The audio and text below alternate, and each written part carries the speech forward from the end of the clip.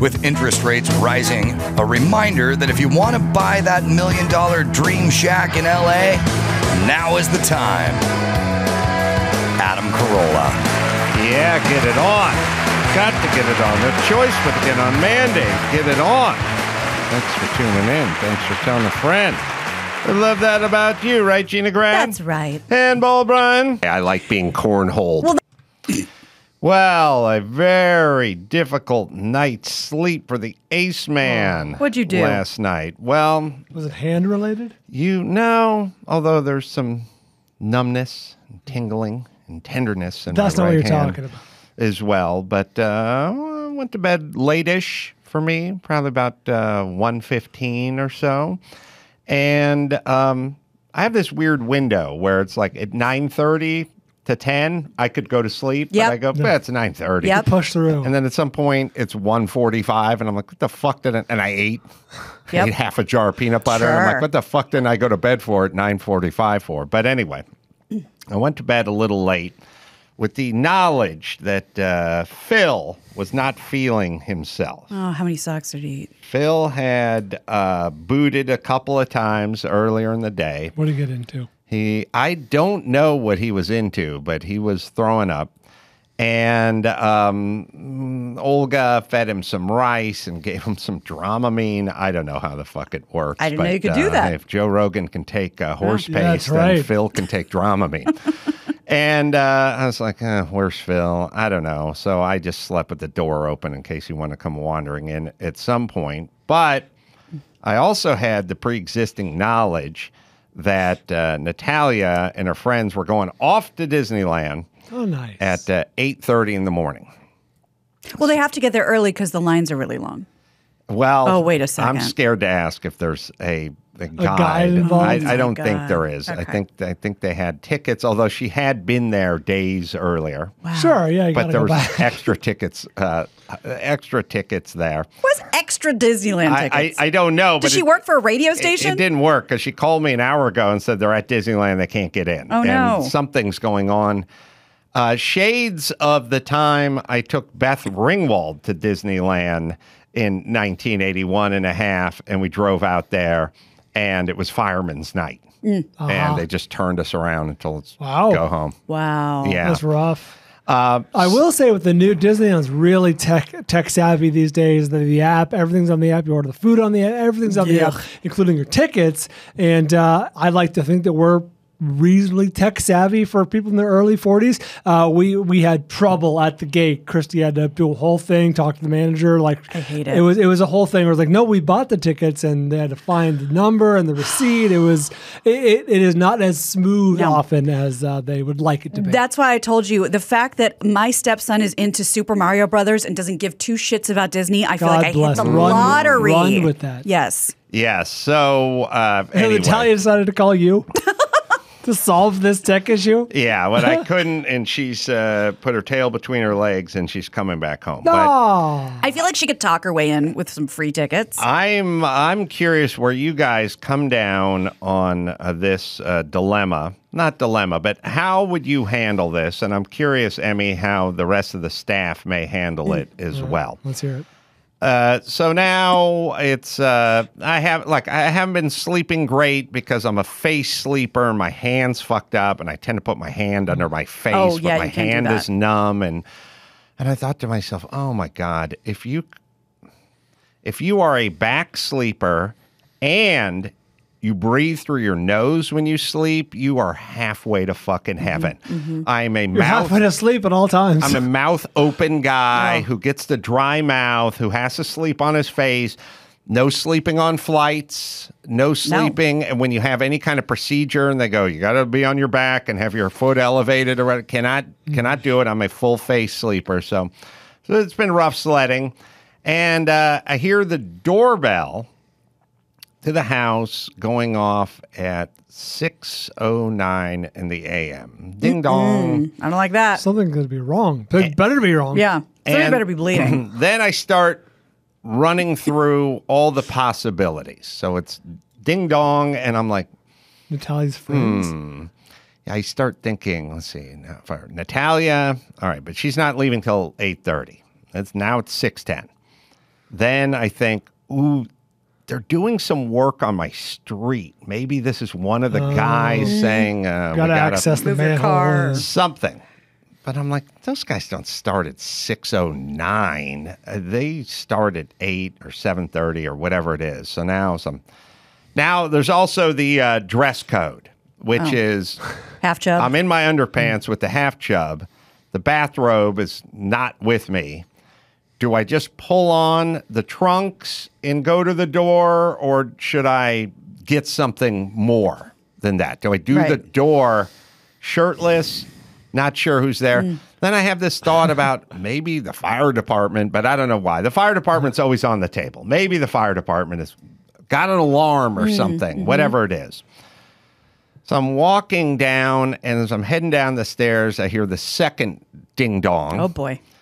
And I'm like, boy, someone really wants to get in here.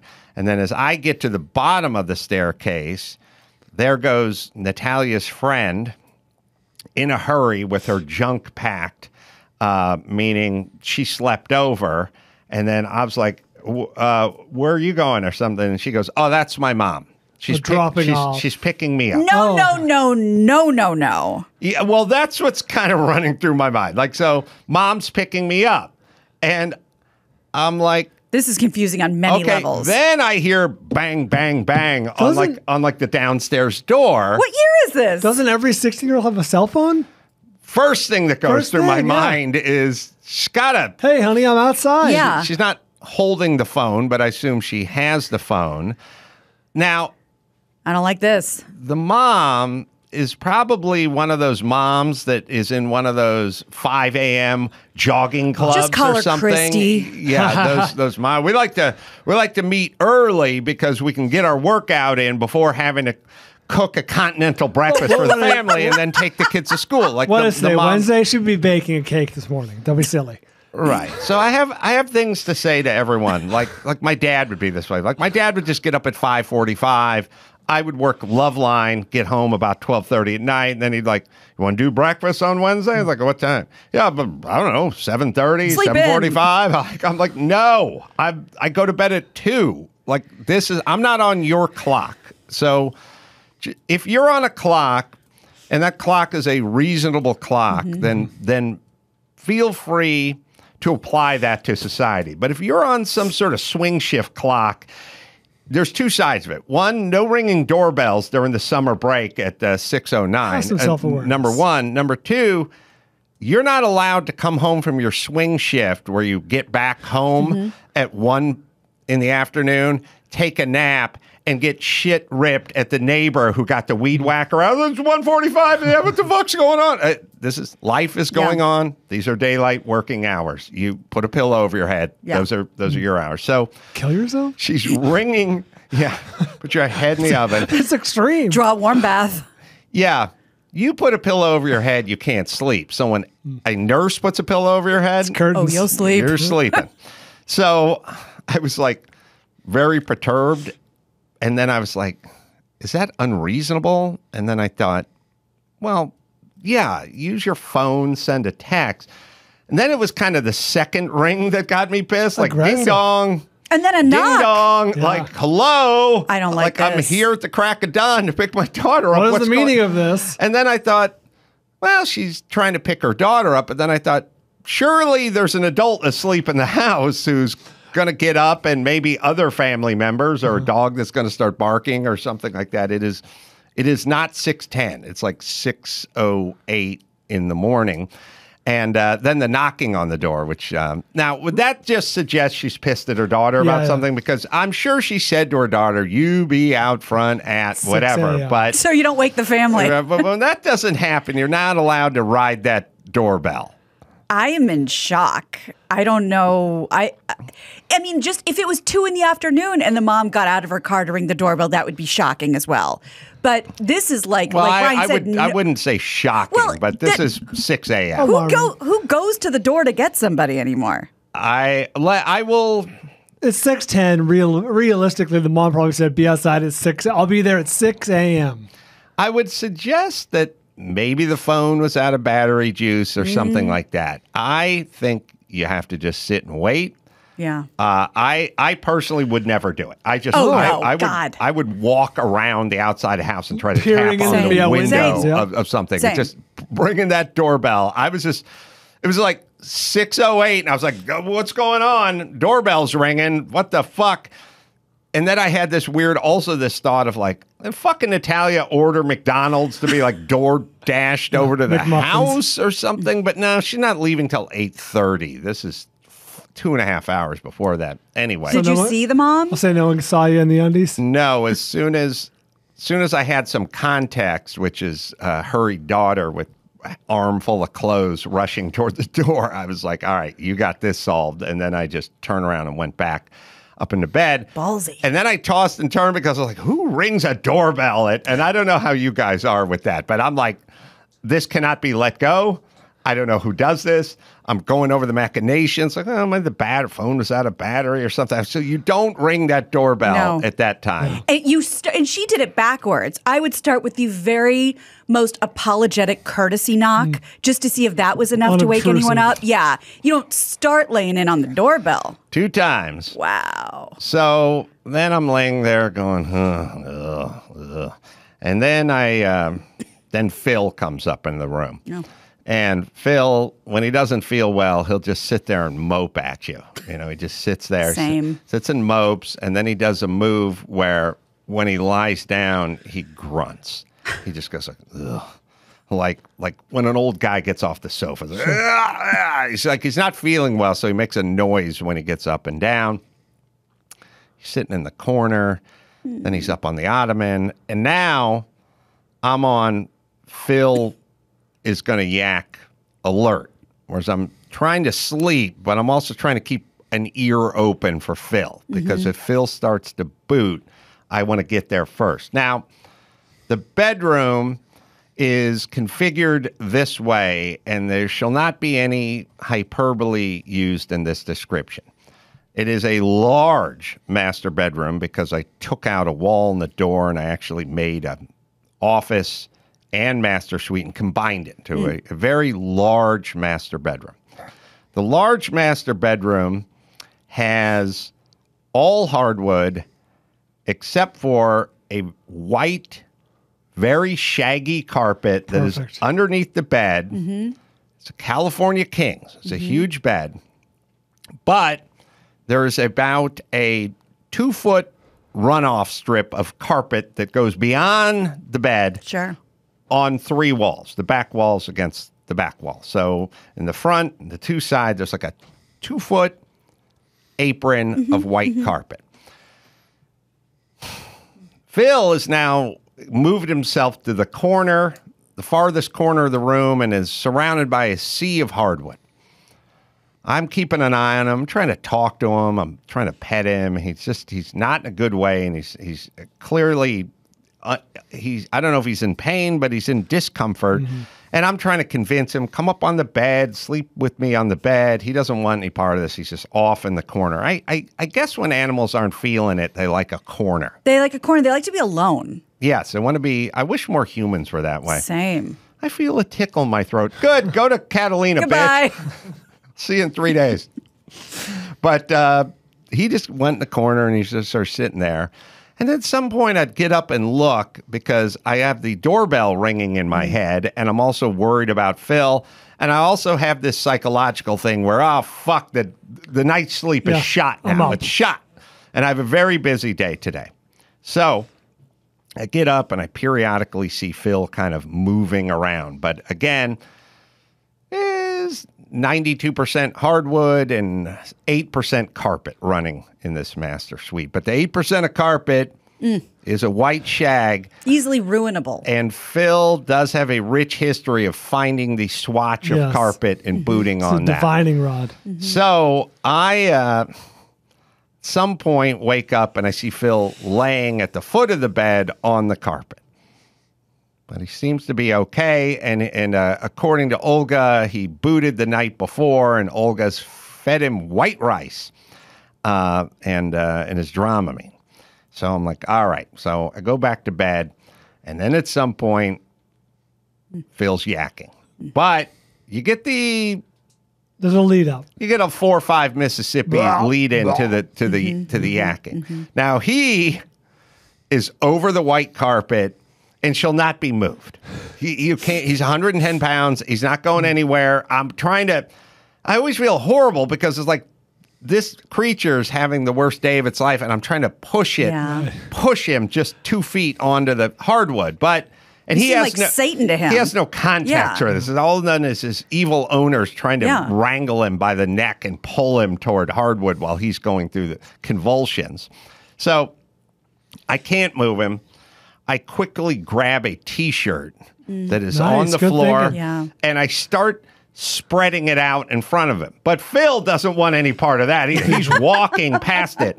Now, I'm in my underpants, and I'm dragging the shirt in front of him like I'm dragging a baseball diamond in high school. Nice. And I'm just like, he's moving his head right, he's moving his head left, and I'm shifting, and situation. trying to keep it spread out. I'm also like doing some math on how much do I like this shirt. Oh, I don't care anything but the carpet. And I have it in front of him, and he's moving and convulsing and moving, and but anywhere. I mean, he's not moving off the carpet. He's just going more forward on the carpet. At some point, he brings up some bile onto the shirt. Then he turns his head sharp toward the ottoman and just yaks the hard stuff all over the side of the fucking carpet in the ottoman. Just like, direct hit. Then he turns like back Top Gun around. Maverick. Yeah, he turns back around. He starts heading to where my side of the bed to get a little more, a few more daisy cutters out there. And I got the shirt, but now the shirt's full of shit. And I'm like, God damn it. So he boots all over the place. Then there's that like, do you clean it up now, or how do we go about this? Sooner the better. At least spray some Clorox or something on it. I sprayed some Clorox on it. I got some of the chunks up. I threw everything in the sink. I didn't get into the forensics of it. Of course, once then Phil was done with the carpet at this point, he went back off to the hardwood to cool down for a cool down lap. I don't mean to have the canine female unhydrated hydration disorder. But how did you not take him to the vet? It was announced at about 10:30 last night he wasn't feeling it. Okay. By Olga. I'm like, okay, but you fed him some rice and he threw up earlier, and then you gave him his Dramamine, and I was just like, what are we gonna do? Yeah. He seemed sort of sluggish, but okay. So I was like, dogs do throw up like that. Right. They get sick, and it's kind of no big deal. Sometimes if feeling lethargic, just wait it out, give them some water or whatever, because a lot of the vets or the emergency animal hospitals will charge you more after hours. Oh, I know. That's a big deal for Adam, obviously, but like it will be an upcharge. The animal hospital knew me quite well from midnight to 7 a.m. So that was my early morning sleep deprivation story. And then at some point, I just got up and put Phil in with Sonny and said, he's yours now. Puke on him. All right. I got driving home the other day on the freeway, got the finger from a driver, but one I hadn't seen in a while, which is the extended dance finger, the out the window for three off ramps, like just making a point. Now, what happened is I had cut somebody off, but the person I cut off was one of these people, and you guys may know these people.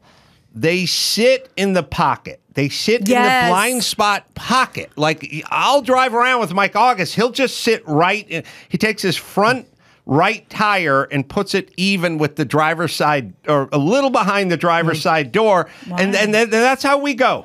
Over hill and dale. And I'm like, get out of this person's shit. Don't go. Because I think August would do that. I check this shit out of mirrors before I turn, where I change lanes, and I signal. But I checked the mirror, I signaled, I saw nothing, and I started to move over, and this person had been sitting in the pocket. And a friendly wave didn't suffice? Well, the problem with my friendly wave is my two first fingers are bent down. So you're flicking them off. So my hand goes up. Yeah. It's a little bit of a Dane Cook FU, if you remember that. Sufi. A little Sufi, like it. it's not quite a my bad, but Yeah. it's not a fuck you. It's something, but the hand went up immediately, but it's my right hand and it's my This bent is hand. very Curb Your Enthusiasm. Yes. So again, I tried to keep it as straight as I could, but the hand went up immediately. The guy was sitting in the pocket. If you're going to sit in someone's blind spot, you're going to get whatever comes after that. Yeah. Do not sit there. Don't freak out when the guy. And right, and Comes I over. also always signal for a couple of beats before Right. I make the move. But he was in that pocket. He then did the move. I'm always interested. You can kind of judge what the reaction's going to be by many different characteristics. One is male or female, age. Sometimes I can work an ethnicity into it if I can catch a good enough glimpse. But most importantly, the car. Okay. This guy's driving a black, number one, I think black could be the number one fuck off, Dodge Charger. Oh boy. Now You're gonna you get know. what you get. And he's like 28-year-old, Yep. kind of bearded, semi-armo guy. And I'm like, That was my oh next boy, question. we ain't done with this. I moved over, I put the hand up, but we've just begun Yeah. this journey.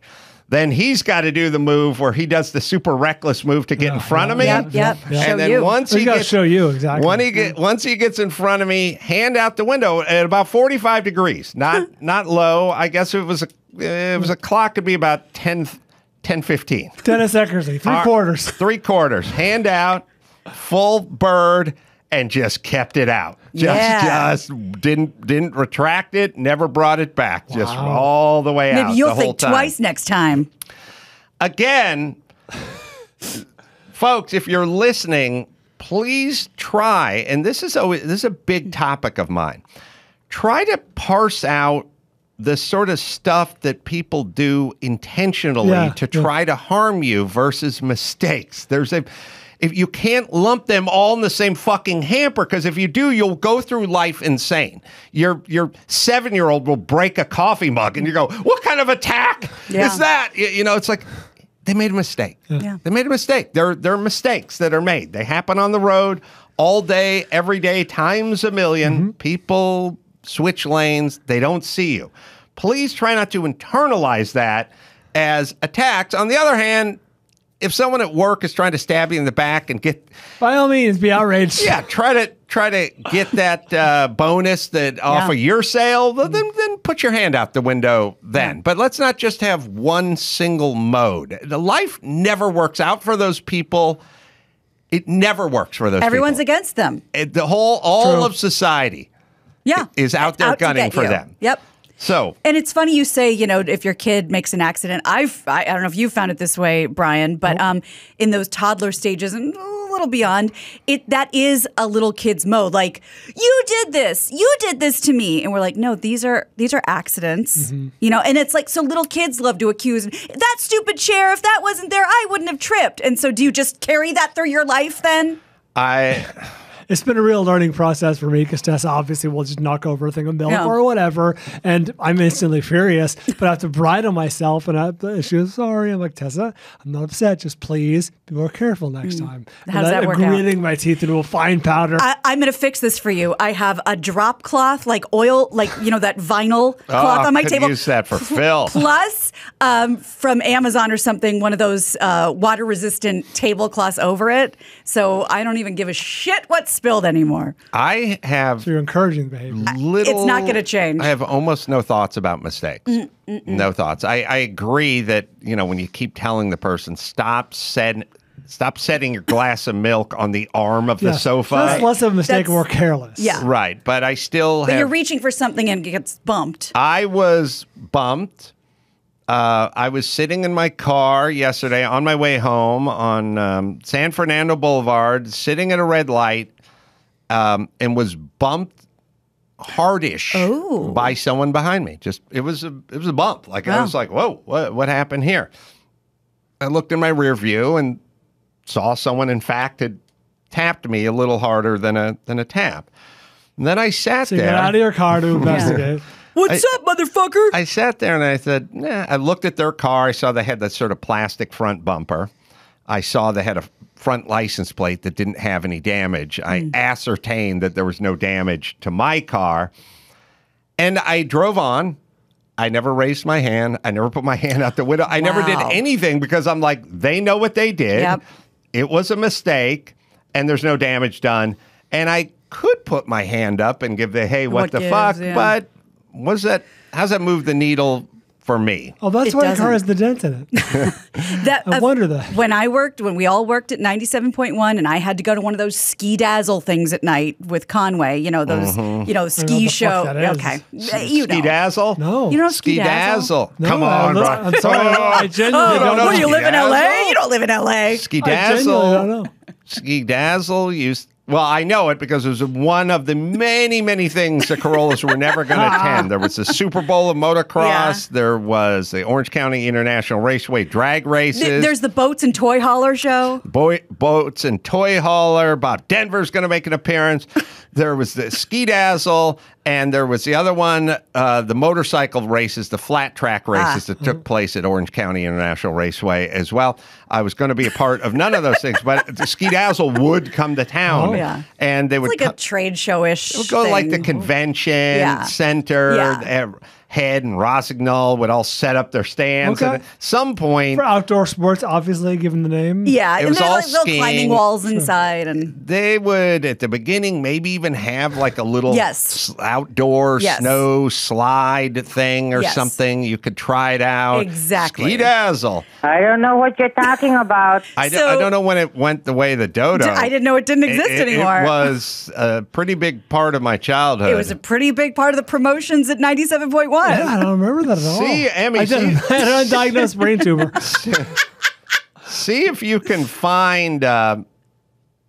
See if you can find a Ski Dazzle commercial from like the 70s or the 80s. I feel like it was going on. You're into the 90s, 2000s here, right? I mean, we were in, this was 2002, I guess, or 2004. No, I don't we're all know. there together. Yeah, 06, right, 09. Right. So I was pulling into Ski Dazzle to go do Conway, and I accidentally tapped the guy in front of me, and I went like sorry. This fucking dad gets out of his car, big mustachioed, angry dad with a car full of women and children, gets in my face and starts pounding on my window. Roll the fucking window down. Roll the fucking. And I was so scared. I couldn't move, and I was like, sorry. What the fuck? The wife comes out. Not again. Wow. She's like, honey, yo, this bitch, roll the fucking window down, banging on my window. A car full of kids can't put a guy on edge. It's true. There were teenage daughters in the See? car who've all seen this act before. She's pulling him from my car. I was so scared. I couldn't even cry. I was so scared. I went into Ski Dazzle and literally, I mean, it's huge. Tens of that thousands of guy people. was Phil Mayer, by the way. Oh my gosh, who that's attacked true? the car. Yeah. I don't know who that is. I sat The there. Mayer brothers, Olympic skiers. Okay. Come on now. Keep up. I was sitting there He trying doesn't know to. Ski Dazzle. Well, You don't know the Mayer yeah. brothers. Timely reference. These are household names. So I'm sitting there trying to produce the whole time, Couldn't go to thinking this Bodie guy Moore. is going to find me and punch me in the face. I was terrified the entire night. Bodie wouldn't have been seen at Ski That's, Dazzle. He was too much of an outlaw, Brian. The Mayer brothers, they wanted to hammer checks. What about the flying tomato? Can go to Jeremy Bloom. Yeah. When did the Mayer brothers were twins who were downhill Olympic skiers? I think it was before my from 80s. 70s, Maybe 80s. Yeah, they were Olympic alpine skiing brothers. Phil and I don't know Mayer, but we have the Vertzi triplets coming in here. Maybe they'll know. Phil and Steve. Phil and Steve Mayer. What was their? What was? I'll buy you a second. Okay. Do Simply Safe here. Did they win any gold? Yeah, well, local. Well, this is from. I don't know wherever the hell they're from. Oh, Yakima, Washington. Local twin skiers win gold and silver in slalom. That was 2018. 20. That's when they put the article up. Yeah, or that's the something. article I'm They looking did at. it in 1977. This looks like a very old video. Yeah. So yeah. Yeah, they were the Mayer brothers. Oh. Don't know where they're at today, but In Pyeongchang. Was that where it was back in the day? I'd be surprised. 76. Winter Olympics, Yeah. like 76 or something. All right, I'm gonna I keep don't right. think so. But you can take a deeper dive. First, I'll tell you about Simply Safe. Today's episode is brought to you by Simply Safe Home Security. We believe home security is important, and your home should be the safest place on earth. I use Simply Safe, and look, Simply Safe is peel and stick. The batteries last up to 10 years. You get the custom set made specifically for your home, doors, windows, how many openings do you have, cameras, everything. 24/7 professional monitoring. Simply Safe's agents dispatch police or first responders the moment a threat is detected. And even if you're not home or can't be reached, they're still on the job. It's just $1 a day, no long-term contracts. Named Best Home Security of 2022 by U.S. News and World Report. 3rd year in a row now. You customize the perfect system for your home in just a few minutes at simplysafe.com/Adam. Go there for your free indoor security camera plus 20% off interactive monitoring at simplysafe.com/Adam. Anything on the Mayer brothers? Does Sarajevo sound correct? Yeah. What year do you think that 84? Yeah, okay. They both were on the podium. And Brian, okay. yeah. You might want to get the More You Know ready because Phil says that to win Olympic gold, you have to win. That was his big quote. Are they Canadian? They're from Yakima. Feels like they're from Yakima, Washington. Yeah, anyway, I don't know if they were... Well, we should ask the Verzi triplets if they were identical twins. They're both male. Oh. Or anyway. All right, so they're the Mayer brothers, and took a long time to get to the bottom of that reference. But and you have fraternal twins, so says Emmy. Any Ski Dazzle commercials that from the 80s that you guys can recollect? Would it have run on TV? Yeah, I just thought they were radio commercials. Oh. Because we did so many of them. Yeah. I can't believe this. Could have run on just radio, but I feel like I would see some Ski Dazzle commercials. Yeah, again, 25 years running, but we weren't going skiing, so. They didn't need marketing. Yeah. It's all word of mouth. All right, we'll take ourselves a quick break. We'll be right back after this. It's time to check Adam's voicemail. Hey, Ace, Jay in Cleveland. Just witnessed a woman walking into a gas station, long sleeve sweatshirt on, used her sleeve to open the door, double masked, the whole outfit, the whole gambit, with lottery tickets to cash. Get it on. You can leave us a message at 888-634-1744. The Verzi triplets are here. Alex, Sean, and Mitchell have joined us in studio. They have a podcast out called The Verzi Triplet Show, and they also have stand-up dates going on. We can talk about that as well. Yeah, the wisdom of opening a door with your sleeve. Now, the assholes that kick the bathroom door open with their shoe, it's the bottom of their shoe. So presumably you don't want to touch the handle because you don't want to get whatever germs are on the handle on you, but now it's on your hoodie, isn't it? And at some point, inadvertently, you're going to wipe your nose or something with your sleeve. Put it right in there for you. I always, if I use my hoodie, I always put the hoodie over my hand and then wipe my eyes. That's so it literally what just we're talking about. gets in my eye anyways. Directly. I am a door kicker, but I also flush with my foot, too. Oh, you're a foot flusher. Yeah, I don't touch public bathroom foots. So. Oh, That's a Dawson problem. wants you to pull your Yeah, mic just pull your little barrel down. Tilt it down There we toward you. go. There we go. Foot flusher, really? Yeah, I'm a foot flusher. So it's See, been nice talking to you. You put the rest of us in jeopardy when you do that. Yeah. Well, you just want to, you just grab it with your hand, you just raw dog it? He raw dogs the toilet too. I do everything. Oh, raw. really? So do you put the little paper down for the... Oh, please. No, Ugh. no. Well, I also try, and we could be living in a utopia if we could. Two things: we need to raise the age to purchase an M16 to 21, and people need to shit at home. That's it. Get your timing down. Yeah. Workplace is not the place to shit. The airport is not the place to shit. You shit at home, and then we could all go number one at the airport, on the airplane, at the workplace. That's in a utopia, but sometimes you can't. Like, if there's a porta potties, you were construction back then. We did construction too. Sometimes you just have to literally get out of hot, steamy shit, porta potty or not. Mm-hmm. So I dropped my phone in one of those porta potties one time on a job site. Yeah, really? I dropped my phone in there. I look down and the screen is just glowing, and it looks like just a magic 8-ball from hell. Is kind of what it looks like. That blue water. The phone's gone, dude. Yeah, R.I.P. No. R.I.P. My dad made him go and get the phone out of the toilet, and he's paying for it. It's in there with Hector's enchilada dump from Tuesday, and then afterwards, I picked it out with my bare hands. Hector comes back. He's like, "You could have used these clamps." And I I was gonna say, is there a tool that can make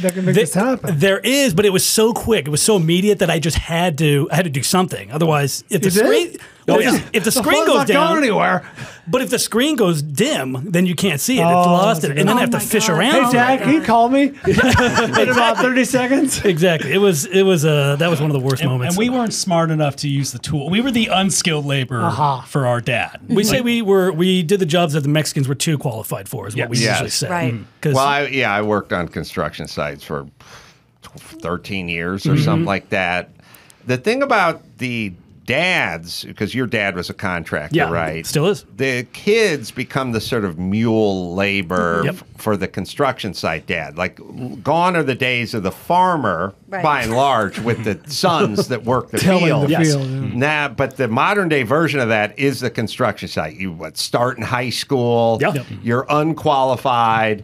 He lets you know every 10 minutes how unqualified you are. And it's all about moving drywall, digging ditches, and busting out stucco demo, right? Literally that. And then we were also the trash boys.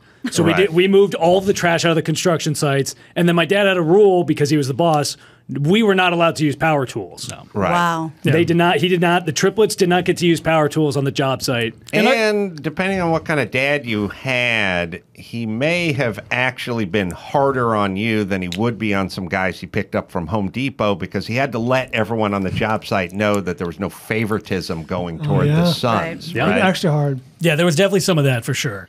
But our qualifications were like, all three of us should have been holding the light. That was about the skill that we had. That was about we had no other value other than cleaning up trash and holding a light. Not Sean though. My dad hated when Sean held the light, because he just would get distracted and go off. I got shaky hands, and if I see a squirrel or something, I just got to go over there. I'm like Look a at moth. that butterfly. Yeah, exactly. Daddy, I want to do comedy. Hold the light, you homo. That was also a very tough sell for him as well. When all three of us decided to do comedy together, he was like, not a fan of that. Still is not a fan of that. One son doing it is disappointing. 3 sons deciding to do it together. He's failed as a father. Yes, that's exactly how he looked at it. He was just like, disgrazia.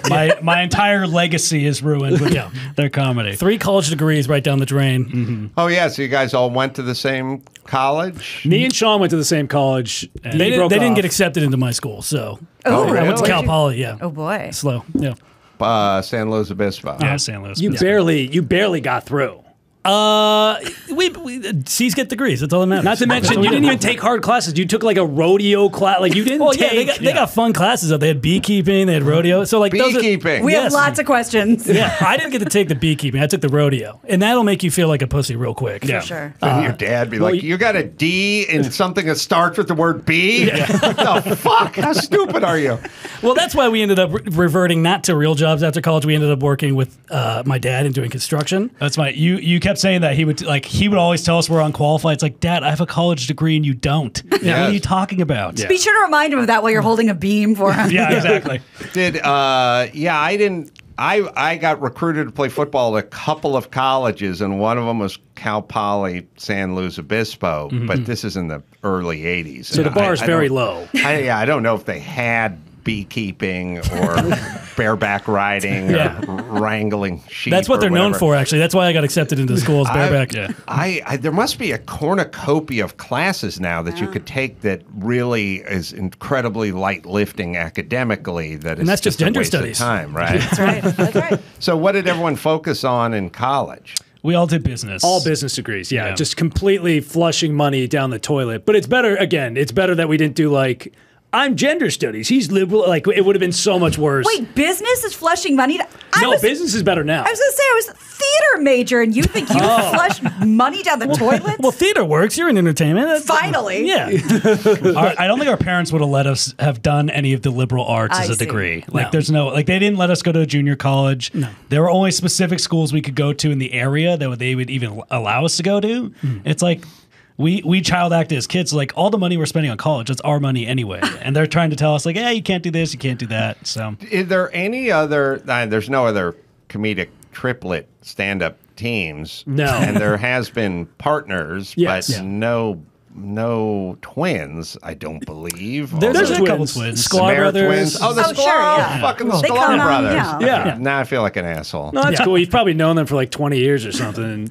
Is it is it repetition, or is there an innate sense that's just there from being together for your entire lives, where you kind of know where this is going, or when to chime in, or when to hit the it? timing. Yeah. I would say it's both. I mean, it took us a while. Like when we first started, we would time like you say this line, you say this line, like you say not the good. punchline, and it was really You cringy. think one guy bombing is bad? Three guys that collectively go up together and bomb is fucking bad. It's like watching bad improv. But, now it's like we kind of describe it as like all of our jokes are in like a cloud, and like if one person starts, like we all know where we're going with it, and it's very like nobody has any set lines or anything. It's very organic now. But before then it was rough. It took a while. Yeah, well, it's rhythm. I mean, look, it takes a long time for an individual to work the rhythm out. Yeah. So I guess if you put two more individuals on stage, there's even more rhythm work to do. But we also have the advantage of like knowing each other our whole lives. So it's like, okay, we get a vibe. We like can act more natural on stage once we like are comfortable just being on stage. Yeah. So If someone gets a good punchline, you know it's gonna. You kind of let the next one or two people say something. Like, Do you? How does the writing process work?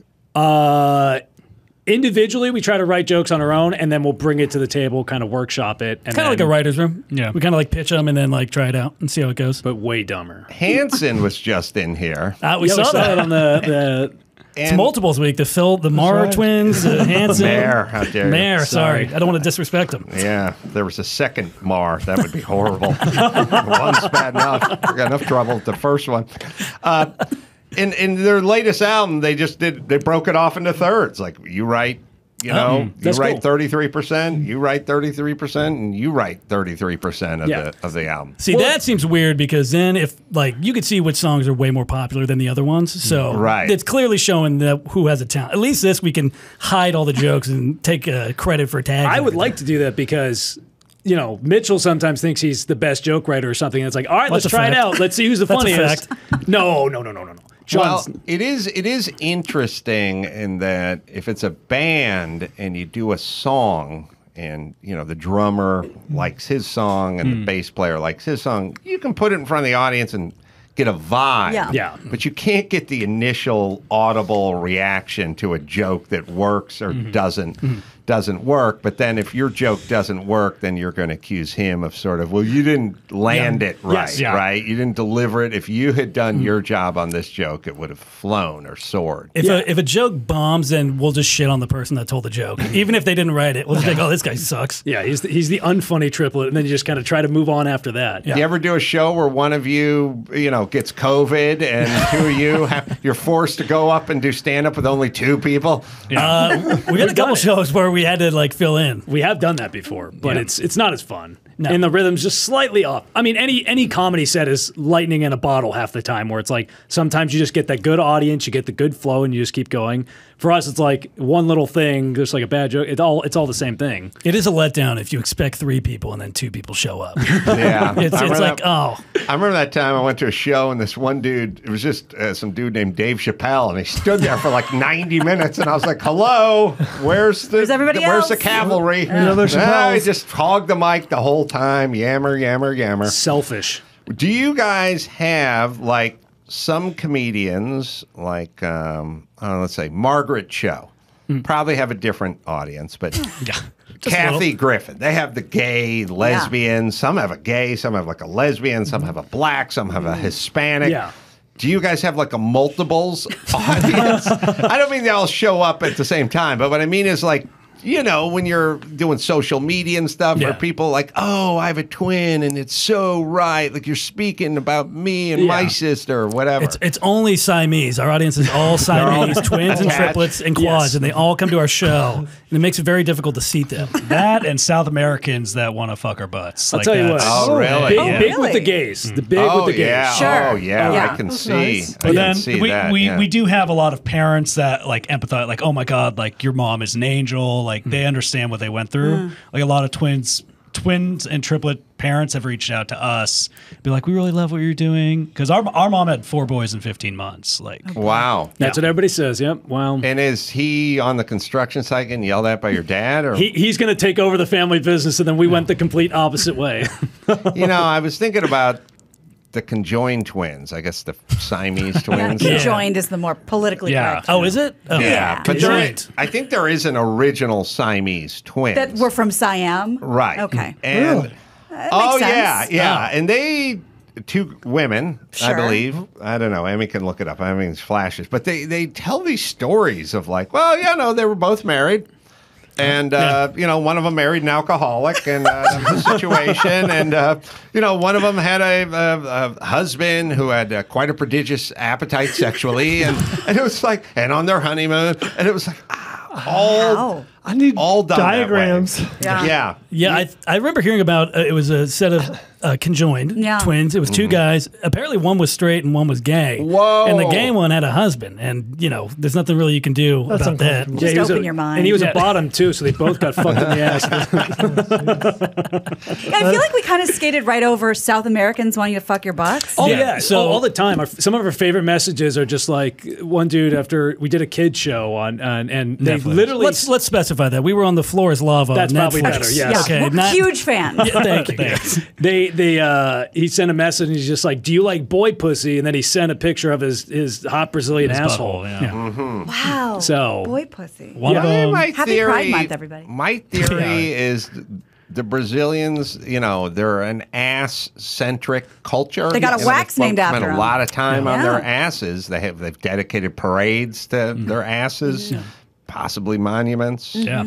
I don't know. If Jesus de Cristo, the big monument there. If you look at the back, it's just you got to look at the back. Yeah. Oh. It's a fat Jesus ass. Is what that's it is. actually him saying, "This is how big that booty was." That's when his arms are that's out. what that is. Arms Yes. out. the Brazilian blowout has 2 meanings over there, of course. So they're very ass-centric Seems like as a it. culture, and that's probably why there's no quality automobiles coming out of that country. Because the society can only focus so much on the ass Right. before the durable goods Right. end up the production slows down. I thought you were just going to say that more of a boob culture produces better cars. I thought that's where you were going with that. You know what? I think you're right. I think Germany is probably a more. I mean, you've seen the St. Pauli Sure. girl, you know, beer, and I think they're more tit oriented. Yeah. And so they Yeah. make a finer automobile, the Ferrari. Yeah, so sounds like you're more right. bosom oriented, but the more ass oriented. You know, the Latin cultures, they're more ass oriented, Right. and they don't produce a fine automobile. Yeah. Well, what are the Asian cultures? Are they boob or tit or ass heavy? Because they produce the most cars, not necessarily the quality of them. Yeah,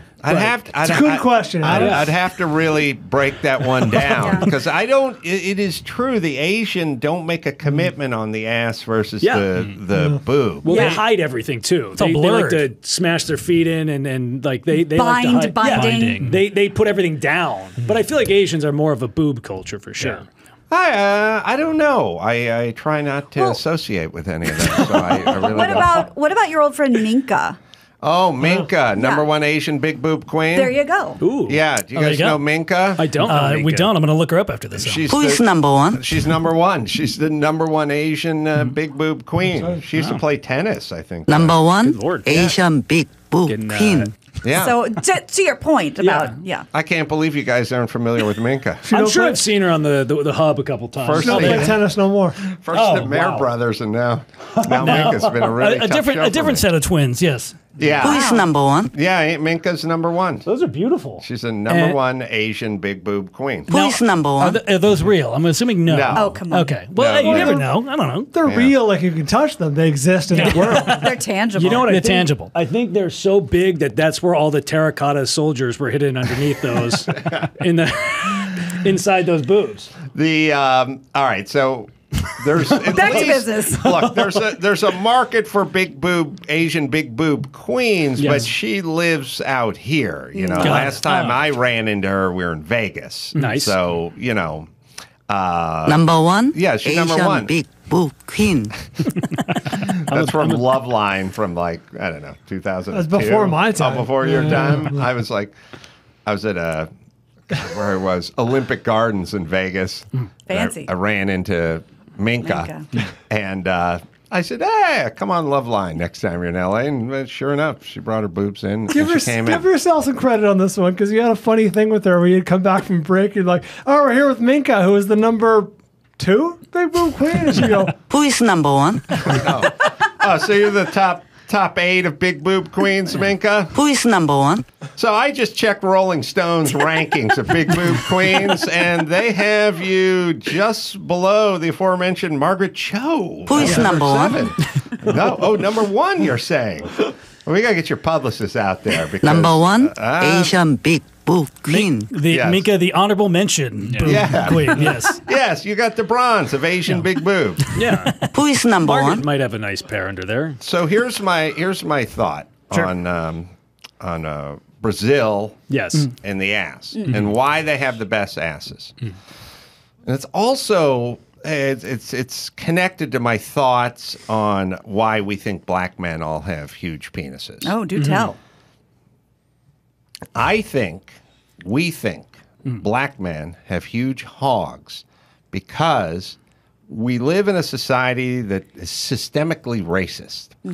And we would never let a black guy into the porn industry with a small or average size hog. Wow. Because we have no need for him. If you're going to be a black guy, especially in all the stuff you grew up in 70s, 80s, 90s, we would not let a medium-sized brother in into the porn industry. So we only get a do gimmick. it based on hog size. right. Yes. And sadly, the only black cock we're exposed to in nature is via porn. Right. Most folks, unless you played some D1 basketball or something, you hit the shower. So we then assume they're all huge based on our porn experiences. What do you guys think of that? I agree with that. I also empathize with the poor black people that have average to smaller dicks because they're being body shamed the entire time. And porn has now ruined your identity because it's like it's going to be a disappointment if all America has just seen the massive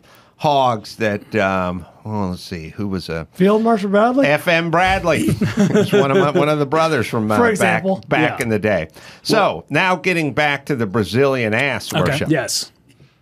I say, while they have beautiful bulbous asses, it's not so much the shape as it is the color. The skin tone, that honey color Caramel. is perfect. Yeah. Yes. It's perfect ass accentuation color. Yeah. Too black it doesn't pop, doesn't kick the light off right. Yeah. Pasty white's Too a white. shit show. Yes. That's Yeah. no It good. looks ill. Yeah. The right hue on that ass. And I think they've sussed that out. Their ancestors figured that out early and went, you know what?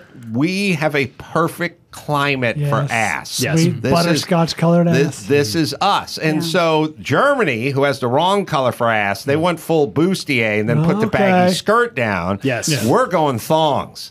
Thongs to work, thongs to funerals, thongs Hospice. hospice. We are a thong-centric society Yes. because we are the right color for this. Well, and that's also why they tan so much. They must have like, all right, you have to tan this much in order to get that perfect caramel hue. Whereas Germans, I don't think they tan ever. No. They cover up. They have. A lot wasn't of there things. some sort of ass? I mean, wasn't there? I don't know what we saw online or something a million years ago, but Yes, I feel like they have like in entire months dedicated to ass or ass competitions. Like, oh yeah, Brazil has like, yeah, that was the thing. Miss Boom Boom, Miss Back Crack. You know, like they have. That's right. Whole. They celebrate the ass. Celebrate. Yeah. Pageantry. Yes. Well, yes. Yeah, Carnival is like literally just everybody has their ass out the entire time. That's right. But I think there's an actual designation. Like you get a sash and a Oh, we did the story. Boom Boom. Yeah, that was Gina's story. That's right. Yeah, Miss Bum Bum. Instead of like Juneteenth, they have like Poonteenth, and they kind of pop their. You know, they celebrate. Well, they're definitely way more of a sexual culture. I had my first Brazilian hookup like a couple months ago, and immediately top 5. Right. Just way more sexual, way more passionate than any of the white girls I've ever hooked up with. Probably more confident in what they want instead of like, I don't know. Yeah. I can imagine. Number one Brazilian big boob queen. No, she was definitely probably. I don't want to. I got to be vague. He doesn't want to kiss and tell. You want to give the other girl something to work up to. You can't just be like number one. That's it. Like on the podium. Like did she podium? Oh, she podium for sure. Who's number one? We were trying. You can't hear it. Sorry, I don't have my headphones on. Oh, yeah. So, and then here's a more deeper question, maybe for Gina, in terms of sexuality. I think, remember the number one child show hostess, like Shushu or whatever her name was? Now it's gonna come. It's gonna come to you guys. Is this modern or is this back? This in is the going. 80s, This 90s? is going back. If anyone remembers the Doc Senna, I think they had something going on, and she was this high-booted, tight pant wearing, blonde.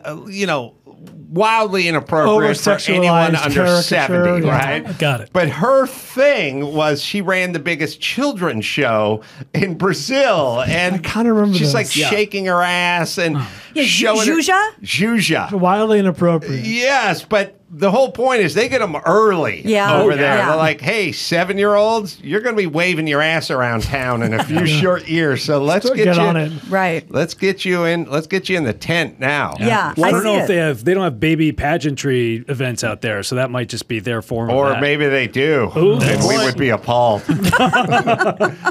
Emmy, see if you can find Gina. How do you say XUXA. Zazu? Zazu? Oh, I'm She was- familiar. I used to watch it when I was a child. Wow, that's what happened to your sexuality. You watched Juju when you were a kid? Shusha. Shusha. Yeah, She was big in Brazil, but my I feel family like is it's from better pictures you Argentina. can hold up. This illustrates my life perfectly, which is we found a picture of her wearing a tuna boat fisherman's full rain gear Long John Silver up in here. Just looks like Paddington. The Morton Salt. and with a jacket and Long sleeves. But- Borrowed David Tell's hat. yes. But the kids are all they're stoked. They're Ben, ecstatic. take this goddamn picture off the motherfucking screen. Got Jesus Sling Christ. Blade in the back there. I Baby say Cobra this Kai. all the time. You may find pictures of these people, but unless they illustrate what we're speaking of, Gina will find it. Yes. Talking about Dominique Wilkins being a dominating dunker, and it's a shot of him shooting a free throw, stretching for the game. Yeah, or sitting in his garage eating an apple. Yes, I've never seen a picture of her out of the knee-high boots and the hot pants, but evidently we've been able to unearth one. Oh, outstanding. The safe search is on Google. That's why. Yeah, she was in the Senna doc, right? I guess it does Yes. sound. I don't know how else I would know about her. Yeah, that's how else. That's the only way you would know about her. Okay, better. That's better. There she is. She is showing anal cleft. Anal cleft. That's not even long enough to cover the lips. Yes. She's got the thigh gap. Wow. Free the lip. Wow. Yep, that is the wonderful Juju. But again, the enthusiasm level is still very high with everybody in the back. I mean, Oh yeah, Yeah, they got a shot of her ass. you want to be. yeah, well, if you're trying to get a message Look across, at that's the a good way young to do girl it. staring up at her as like, I'm going to build an ass like that one day. Yep, She is. that's an ass to aspire to. Yes. So we had like Captain Kangaroo and Hobo Kelly and Sheriff John, fully dressed, frumpy, Nary an ass middle-aged crack to be people. seen. No ass crack, no Mr. back Rogers. sack. almost nothing. Yeah, we had very wholesome stuff. But again, our culture isn't ass-oriented. No, we're very buttoned up, too. Yes, we are. All right. It's starting to get better. Let me hit a quick spot. I want to give you guys a plug for the live dates. What's the best way to do that? VerseyTriplets.com. We have a Tour is Lava comedy tour coming out later this year. But everything on at Verzi Triplets, VIRZI Triplets. Can I bring my 5-year-old based on the name? I would not recommend it. we might do some clean shows. Yeah. We'll see.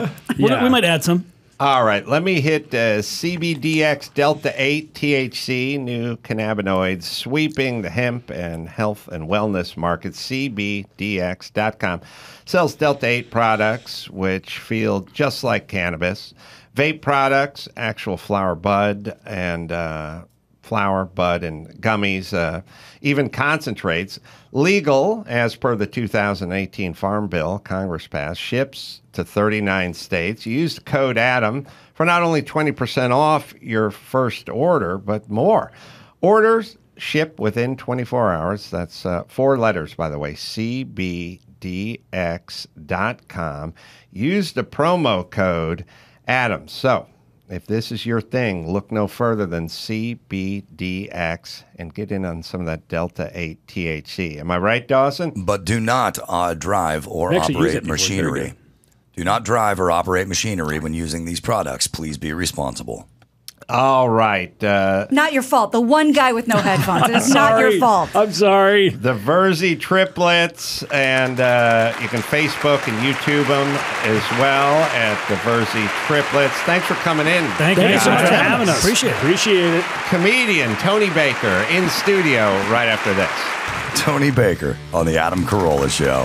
I was saying the other day into this microphone, I wish I was gay. Yeah. It's a better life. Yeah, these days, absolutely. You say it's a better life? Well, I think these days. Yeah. These days. Mm-hmm. Or more specifically, these days, if you live in the,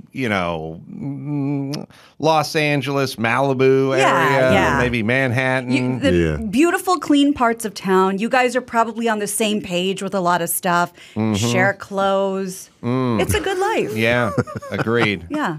Yeah, and if...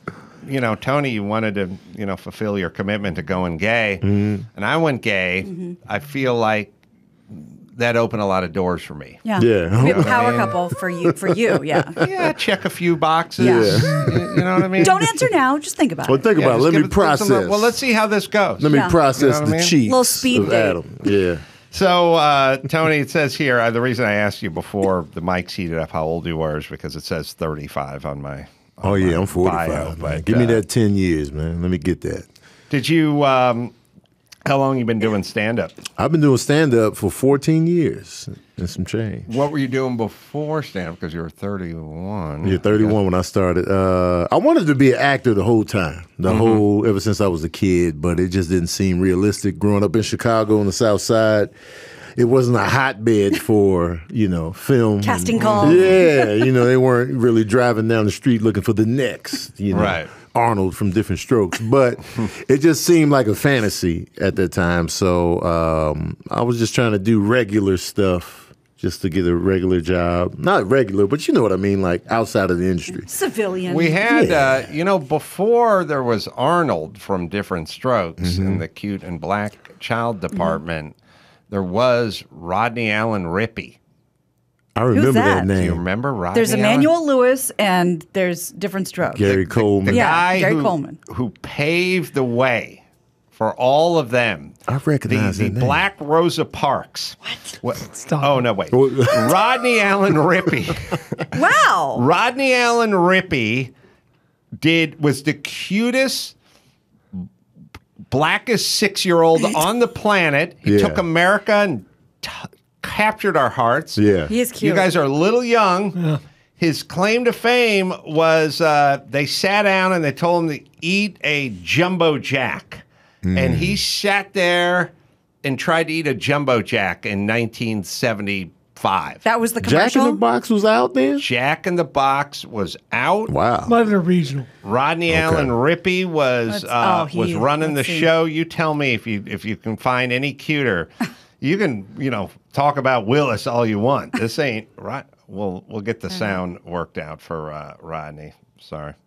Look at that Here's jumbo the meat jack. patty. Here's the tomato. Here's the onion ring. Here's the pickle. Here's the lettuce.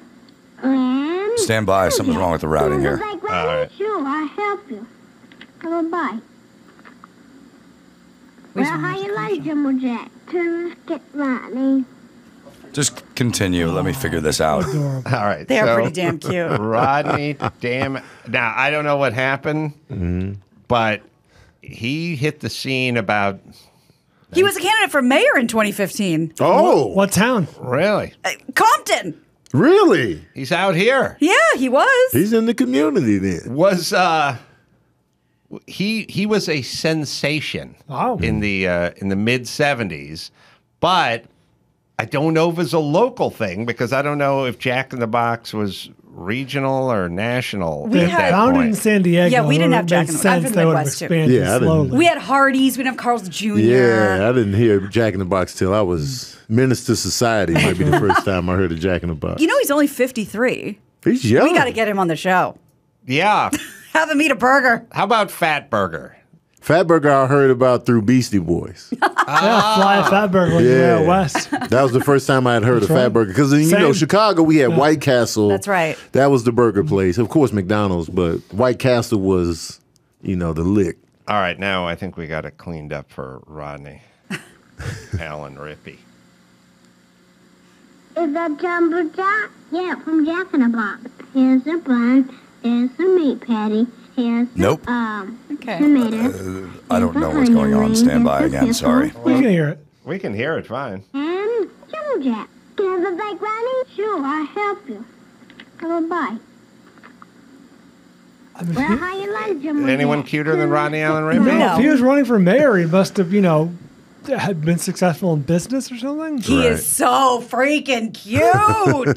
I like how he bit with her. As she Yeah. bit, he was just like, What Yeah, there year you go. was that, Emmy? And then was that a local thing? Because I grew up watching that commercial, and then there was a Jack in the Box up the street from me, so that brought me. You grew up in California? Yeah. Ah, okay. I'm one of the few people. L.A.? Yeah, well, Oh. San Fernando Valley. But, Okay. But Close enough. Sorry, I'm really into this right now. Do you remember a song called Take Life a Little Easier? no. Because he was giggling while singing that song, and that also catapulted him to stardom. Oh, wow. I'd like to hear that.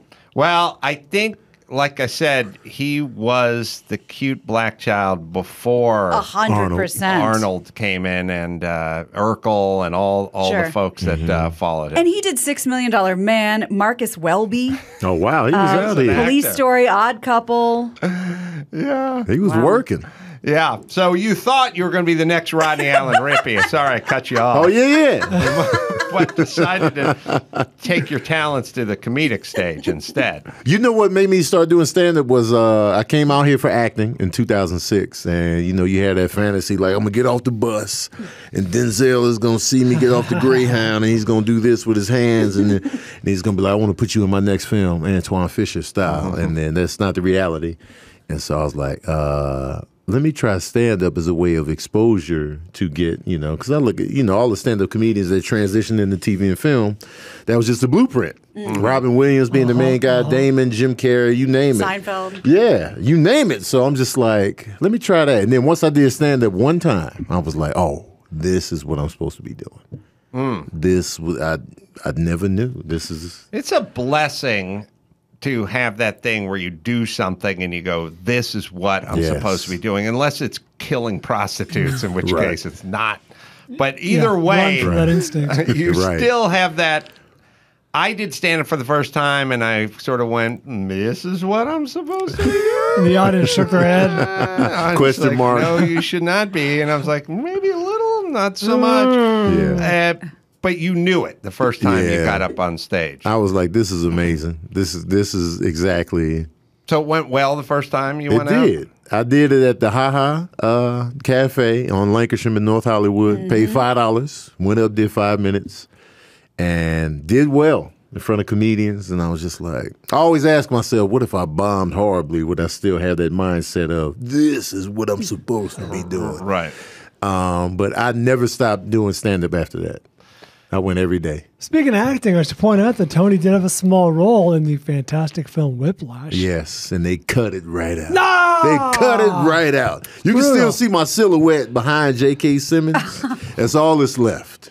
I'd summon him that, they got to hit the stage when he's talking. How did that come about? Because that's not a very funny movie. It wouldn't have been a very funny role, I can't imagine. No, it was a serious role. I was just a stagehand, so it was a small role, but the director emailed me. At least he gave me the heads up before I showed up to the premiere. I got my family. Like, this is it.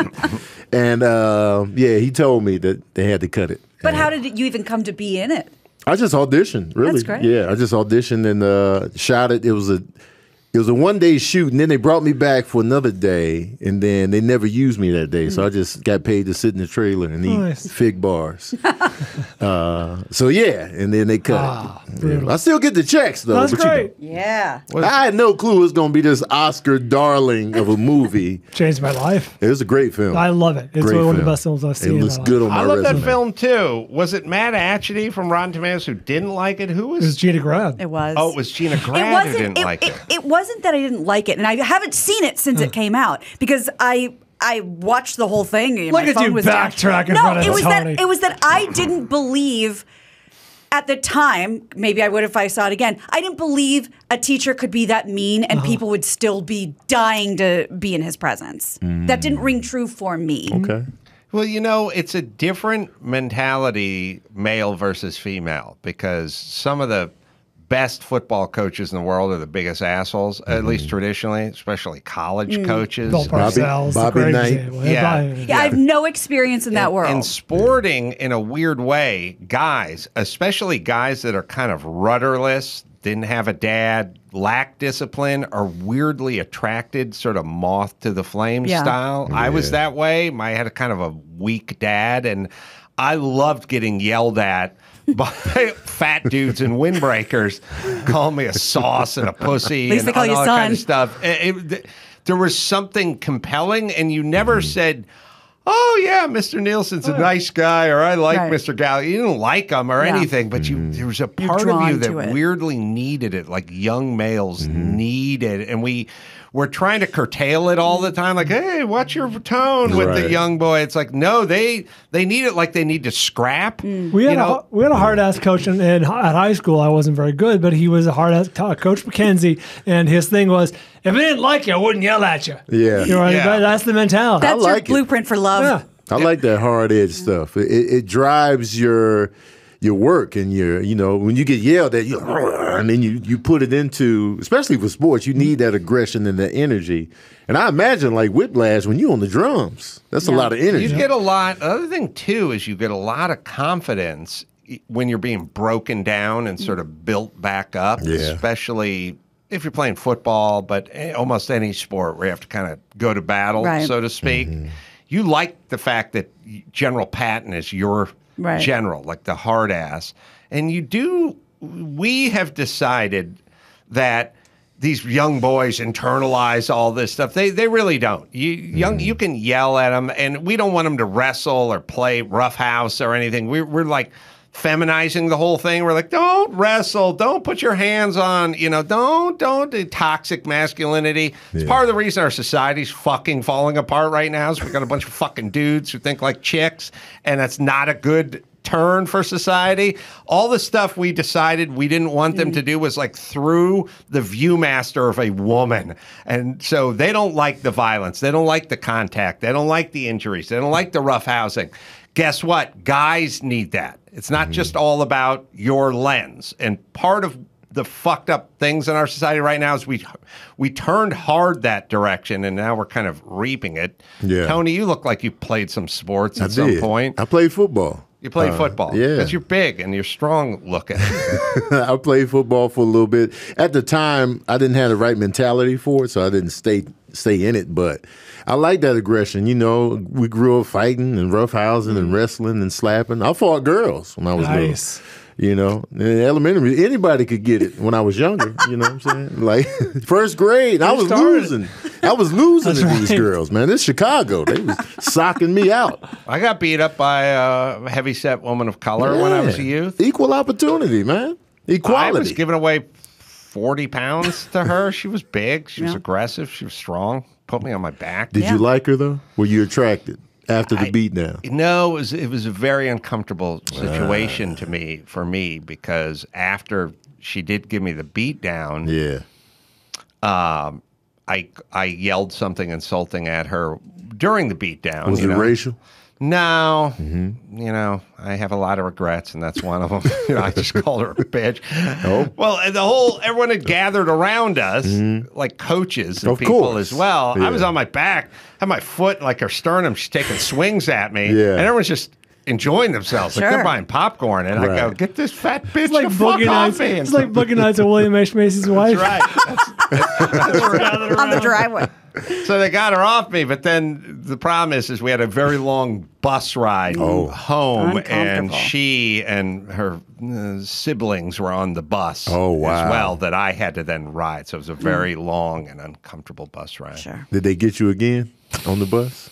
No, it stemmed from me running my mouth. We went, I don't know where, to play a softball tournament when I was like in the 7th grade. We beat them in softball, but I never really liked softball. I liked football. Yeah. And then one of them yelled like we were heading back to the bus, like, "You're lucky we're not playing football. We'll whoop your ass." And I turned around and went, "Oh, if we were playing football, I would." And then she was on top of me. Oh, wow. That's all it took. That's all it took. Wow. I'm sure her and Rodney Allen Rippey are neck and neck in their mayoral run right now in Compton. No, what girls? Karen Bass. That's right. Could Future be Karen mayor. Bass. And those softball women, they got some heft. Oh, yeah. She had some heft. So Those you some would brolic fight. women. You didn't discriminate, male, female, didn't Oh matter. yeah, we just fought, and I remember losing to my next door neighbor. She was a little bit older than me, and she hit me in the eye, and I saw hearts on that sock out. It was like, yeah. I remember looking up at her, socking me out, and I was like, yeah. Had a crush on her You're in after love. that. Yeah, Wow. she had a Jerry curl, so some of the juice was getting in my eye. It was beautiful. Tough love. It was poetic. I don't think she liked me back though. Socked me out. And how much football did you play? I only played for 1 year. I played for 1 year in 9th grade, so freshman, and I was just like, I'm not really feeling it. And so I tried out for basketball, didn't make the team, and I was just like, you know what, forget sports. And then I was a regular student after that. No sports. Did you not? So the discipline, and maybe there's did you have discipline at home? Did you have was your dad there? Did he discipline you? My dad, so growing up, my parents were divorced. So we went to my dad's house every weekend. So I would go, to his house Saturday and Sunday. So I got the discipline there. But by the time high school rolled around, we had moved to New Mexico. So it was just me and my mom there. So I didn't have the discipline of sports built in. Because I feel like, you got to start it early to build up that discipline. I was just like, it's hot. You know what I'm saying? We out here sweating. I was the defensive tackle. Sometimes nose tackle. That was my favorite position. And I just didn't have it. I was just like, I'm not really into it. Yeah, it's hard to foist on someone sort of once they're in their teenage years, because if you don't get it early and often, then it just seems hot and uncomfortable and dangerous and shitty. It's just a waste of my time. Exactly. That's my son who didn't get it. Didn't get it either. You got to get it early, otherwise it's just some old dude yelling at you, and it doesn't make sense. I think I waited too long. But one thing I do know is that when coaches yell, I know I never take that personally, and I think that's why it works, because I feel like, oh, you just yelling. This is what you do. You're yelling at everybody. Instead of me taking it, some people are like, I could never, So when I joined the fraternity in college, they do that breakdown to build you up type stuff. They did. Yeah, and so, I was able to, disengage and be like, all right, they're doing this for this reason, and it's not personal. Where'd you go to college? New Mexico State. Are those Lobos? That's the Aggies. Lobos are in Albuquerque. Brian Urlacher went to UNM. He's a Lobo. Yeah, he's a Lobo. But yeah, Brian Urlacher sold out. This is a side beef I got. Go on. He's in the hair community, man. You guys see that? There's Brian, billboards you would not all like over it. Chicago. You drive through Chicago, you land at the airport. Before you get to your hotel, you'll see 175 Urlacher hair It's billboards. slap in like the restore face. your hair? Yeah, he got Fuck the that full guy. crop, man. What the hell, man? His whole career he was Bald McGee. I was gonna say. I looked up to him. on the Vanguard. Man. And it worked, and no one had a beef. Everyone knew him for the dome. All over Chicago, he's sitting up there on billboards with hair. Jokes, they got little jokes. They're Like, puns. what the hell is They're this? all hair-related Yes. puns. Oh, boy. It's Amy will disgusting. find some of these. You will not get anywhere in Chicago without seeing Urlacher and his Absolutely. head of hair. Breaking Bald. Oh, that's, man. That's what I'm talking It's about. disgusting. Yeah. Look at him. Look at Ready, him. set, grow. Yeah. It's, Okay. they got the before picture, the man. Double bald play. picture. They got the after picture, and it's all just hair-related pun. Tackle balding. All right, that's all it is. The thing these guys don't realize is the cool bald look, that's what makes you special, makes you stand out. Urlacher's just another fucking dude with the dumb hair. As a proud bald, I am offended. Goddamn right. I am offended that he sold out, man. He was a beacon of bald. Yeah. You know, it's funny. You ever have those arguments with people where everyone's pretending there's sort of some neutral ground, but everyone's sort of defending themselves? Like I'm the guy with the hair, going, yeah, but he looks pretty young with the watch hair out, on man. there. I mean, come on. I don't trust It's not him now. bad looking. I'm just saying. What a joke. That guy's just I don't sold out. trust He him, was man. an all pro. You He should be know, ashamed of himself. I thought I knew him. I had his jersey. he had Urlacher's jersey. I burned it. Once I saw the billboards, I burned peed it. on it and burned it. Yeah. Oh, and it still caught fire, even though it was soaked with your urine. Oh yeah, I got that hot piss. Oh, hot piss. No STI. Hot piss. So that's what they called me back in the day. Hot piss. The yeah, and I don't know what company it's for, but I don't know why they need a billboard every 40 feet, but it is lousy with And we are not exaggerating. It is I guess literally so. several billboards. Like if you're coming from O'Hare Airport, he's all over that mug. O'Hare. Yeah. Hair. Yeah, I'm surprised they didn't do And they did one. a pun on that. Hair. Yeah, they did a pun on that. Oh, they did. Oh, yeah, it's absolutely. nonstop. Oh, Yeah. it's tedious. It is, although if you live in the Chicago area, he is more ubiquitous now than he was when he was playing with the Bears. Wow. If you're some Well, it's the last time they had success. Yeah, it's been a while, but if you're some young person, you know him the as, hair guy. as the balding Right. guy, which is makes us feel old because it's funny when you get older. Like I knew Yankees great Phil Rizzuto is the guy for the Money Store. I didn't even know he played. It was like they get these old players, Right. and then they have them. You know, they Shaq, you mean the guy from the General commercials? yeah, the general. Yeah, I know the him. general's buddy. That's right. Yeah, why? Yeah. Did he play? I don't know, but I think he also did Papa John's. Yeah, Mike Ditka. There's Joe probably Namath. a Right. version of Joe there's all Namath. these guys. You don't even remember they were in the league anymore. They're just that guy. So Urlacher probably going to end up being Well, that guy. Tony, now I got to get your bald Mount Rushmore. Well, who's up there? Give me 3 or 4 bald idols. Bald icon. Not man. yours per se, but they represent the pillars of the community. We got to go, even though he's fictional, we got to go Charles Xavier. You know Oh, what I'm saying? Dr. X, yeah, Professor X. Bald and Wow, just I didn't killing see it. that coming. You know, that's iconic in the bald. Kojak. Telly's You know, bald. Kojak came in bald first. Who loves you, know? baby? Loves you, baby. Yeah, got to go Kojak the lollipop. And this- Jordan's up there, of course. Oh, Jordan is just, iconic. So we got those 3. And then who am I going to round it out with on the bald tip? Let's be real, man. Darth Vader is bald under that helmet. Oh, I never thought about And that. he didn't become cool until he became Darth That's Vader. true. Yeah, Anakin well, with hair, that's bullshit. Yeah, look at that fucking flowing lock. Yeah. Pathetic. Wow. When he's bald under that, it sounded like James Earl Jones. That's the villain of the. That's the one we know. Wow. Yes, Yeah. absolutely. Well done. But you never heard of Rodney Allen Rippey. He had this much about the Star Wars franchise.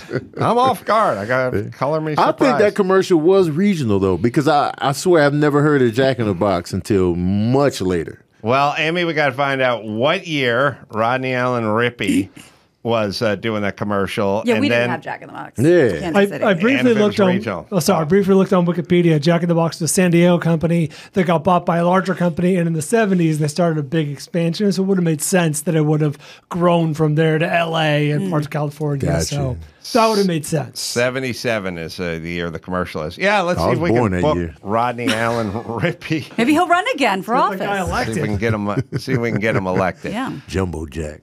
It also fucked me up because Rodney Allen Rippey was a miniature, tiny little human being at the time he shot the commercial. Right. And then it's got the word jumbo Yeah. in the burger.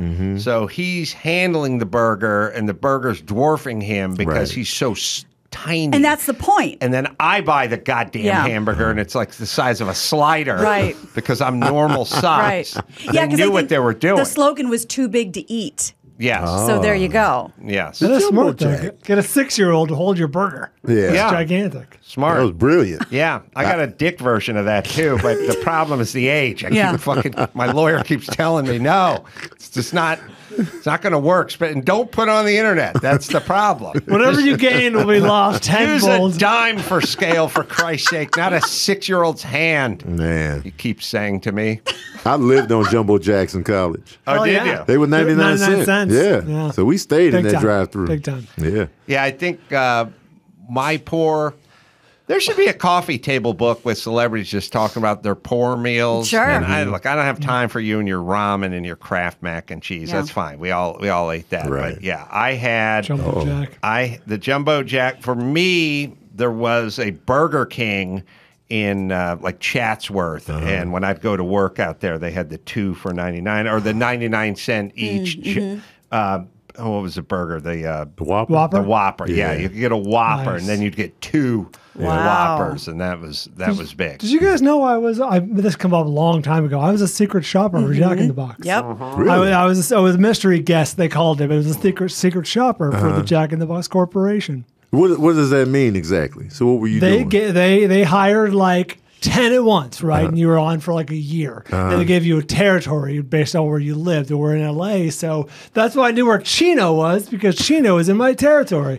I had your like beat, I had huh? like far out East LA, like Chino, Diamond Bar, all these horrible places. So, like- I mean, places. Like quality control, customer service. You would have you'd get an assignment. Usually Yeah. it was 3 restaurants, they called them, within a radius. And it was like, all right, go inside this one, observe the bathroom, observe the the wait, time your wait time. Always wear a watch. Yeah. Next one, do the drive-through.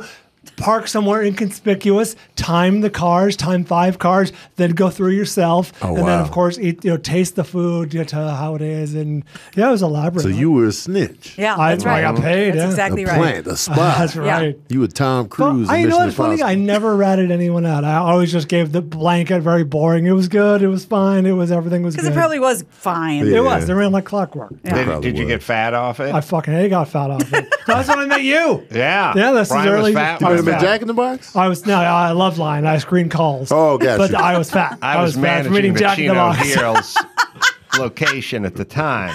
Brian came in and Diamond Had an Bar. attitude. No, I got fat. My main beef with Jack in the Box is the fact that they put sliced cheese on tacos. Yeah. Outrageous. And they Yes. dipped the They whole deep taco. fry the fry in taco. it. That's outrageous. And you tell me if this is good or bad. I thought it was pretty good. They put sugar on the fries. What? Do they? They used to put like a little bit of like, I guess, What are they brown doing sugar. out here? I haven't eaten there That was in pretty good, actually. Yeah, I know. 37 years, but I will say this, at least Yeah, this is 20 years going ago. back 30 years. McDonald's was always better than Jack in the Box, but not the apple pie. I stand by the Jack in the Box have apple apple pie. pie? Jack in Whoa. the Box had a killer apple claim. pie. Was it like the Hot Pocket, like It was a like McDonald's? the Hot Pocket, better, much better. Probably deep fried. They throw Deep everything fried. in there. Interesting. This is a bold claim, Adam. Yes. Because the apple pie at McDonald's is undefeated. Iconic. I get it. And, I take no solace in this comment, but it was better. Yeah. It was better. Now, it still had the same problem, which is the outside was very holdable and the inside was molten lava, and you Yeah. burn your tongue, Right. so you had to let For it real. sit for a minute. Wow, I didn't even know they had them. Finally, I I could ordered find that. Find one out of the. Man, that went down picture the looks sack. old. Yeah, it was good. It was good. And it was like an Looks empanada. good. It had like a crimped. It like, looks fantastic. It was crimped. It was strong. It was Now- a strong effort. Now you say you have no time for. Oh, you know what it Yeah. was? I should say it was the hot version of the Hostess pie. Oh, The yeah, those Hostess were fruit unbeatable. pie. They were that, iced. That was this, but hot. Yes. Those were good. You say you have no time for ramen, and we get that. But did you have time for fried bologna? Because we grew up on that. Oh yeah, I remember Delicious. fried bologna. Really? Little So you mustard. take the little red strap off the ends, throw it in there, get the little bubble. You guys Take never did the- fried Take bologna? the case off. Yeah. No, Yeah. but my high Delicious. class cheap meal ramen. Mix in a little bit of egg and soy sauce, and you got yourself some fried Yeah. chow Look mein. at you. Yeah. That was Hey, really when living. you doing this with the Pan, the wok. Scrambled egg working right it. inside. Fried bologna bologna? is fucking awesome. What do you put? It was good at how the do you time. finish it Just off? mustard and bread. Oh, And, you did mustard. Yeah, Oh, look always at mustard you. and bread. Yeah. What'd you put on there, Tony? I usually like Miracle Whip or mayonnaise. You know, Mm-hmm. I know contrary to popular belief, I'm a black that likes mayonnaise. You know, Oh, They do say blacks people- not like mayonnaise? They say black people don't like mayonnaise. Oh. That's Ah, that that's was the just- stereotype. And especially Miracle Whip, which is like diet mayonnaise. I It thought was. It just was eating like- pussy. I didn't know Yeah. there's a. I didn't know there's a There's mayonnaise. the mayonnaise. Thing. Oh, My There's other struggle things you meal guys don't eat. is cream corn sandwiches in college. What? It gets no realer than that. That's pretty good. How do you even put that on a It was sandwich? just- we had cream corn, and I was just, man, we got to make a sandwich out of something, man. That was when I had to make a sandwich out of everything. And so the cream corn. Remember Cream corn sandwiches. You guys remember? You know, it was a good little window in poor person life, which is you were young enough, you were poor enough, you had enough metabolism, and then in my case, I work construction, so it's like I could not gain weight. And then you just became like a stoner in the pantry. You could just go, I'm going to open that can of cream corn. I'll make up a big shitload of rice. Then I'm going to get some Campbell chunky soup. And I'm, a pot pie. some Yeah. I'll get a pasta. turkey pot pie. Yeah. I'll mix a pot pie in with the baked beans and put that over the rice. And it's like you Why couldn't not? get fat. You could eat like a crazed fucking stoner. And you could do that shit at 2 a.m. Of course. In the morning. 'cause Sodium levels there's off the no chart. amount God. of carbs you couldn't ingest. You'd wake up the next day and just look the same. feel great. You Yeah. felt the fucking same, and you didn't have enough money to go out and get a good version of everything. You had to have some cunning, Right. in there. I would do a big pile of rice, and then tell me how good this fucking sounds. Take a whole like Swanson's Hungry Man turkey pot pie or chicken pot pie and just capsize top. it right on top of it. It's fucking nothing I used to better. love those pot pies, Just man. They're delicious. Especially when Jillion you got to the grams of bottom. carbs, but man, eat the shit out of that. Sounds great. Man, remember when you didn't care about the label?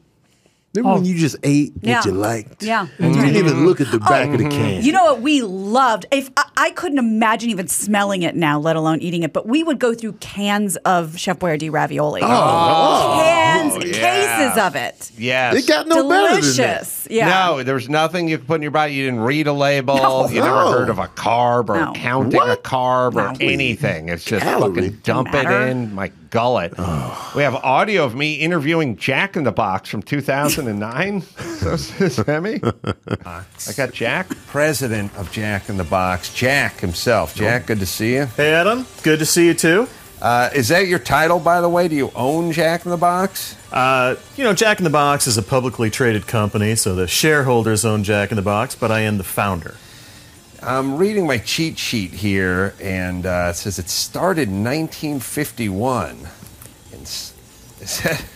You can take those headphones off. Yeah, they're a little small for my head. Yeah, so you got to. All right. You got a lot of head I on. can only do one side at a time. Yeah, I remember Jack in the Box as a kid. There was a Jack in the Box on Laurel Canyon in North Hollywood. It's still there, by the way. Yeah, that'd be number 27. Exactly. You know, We call it 27. Old 27 was by my house in North Hollywood, and some of my earliest, fondest memories were the tacos. I always liked the hot apple pie. I felt like all right. We've gone over this ground before, but yeah, Jack from Jack in the Box. The Jack in the Box. The Jack in the Box was on the Wow. show. A funny It's a guy, good get. by the way. he created the whole marketing campaign. He was the head of the marketing Yeah. department. Like the actual Well, guy. the agency. That's his voice and everything. Did he have the head when he came in? Sounds like he did. Could get the headphones on. That could have been theater of the mind. Yeah. I don't know. That's funny. I have no idea whether I was just screwing around with him or he had the head on. Oh, Gary says he had the head on. Gary says he had the head on. Fun fact: my first national commercial was a Jack in the Box commercial. What? Wow. Yep. It was they had a pastrami sandwich that they were, shelling out. This is probably like maybe between 2008 and 11 somewhere, and I was in that commercial. I remember paying us for this hour? Yeah, I know. We've talked enough about them.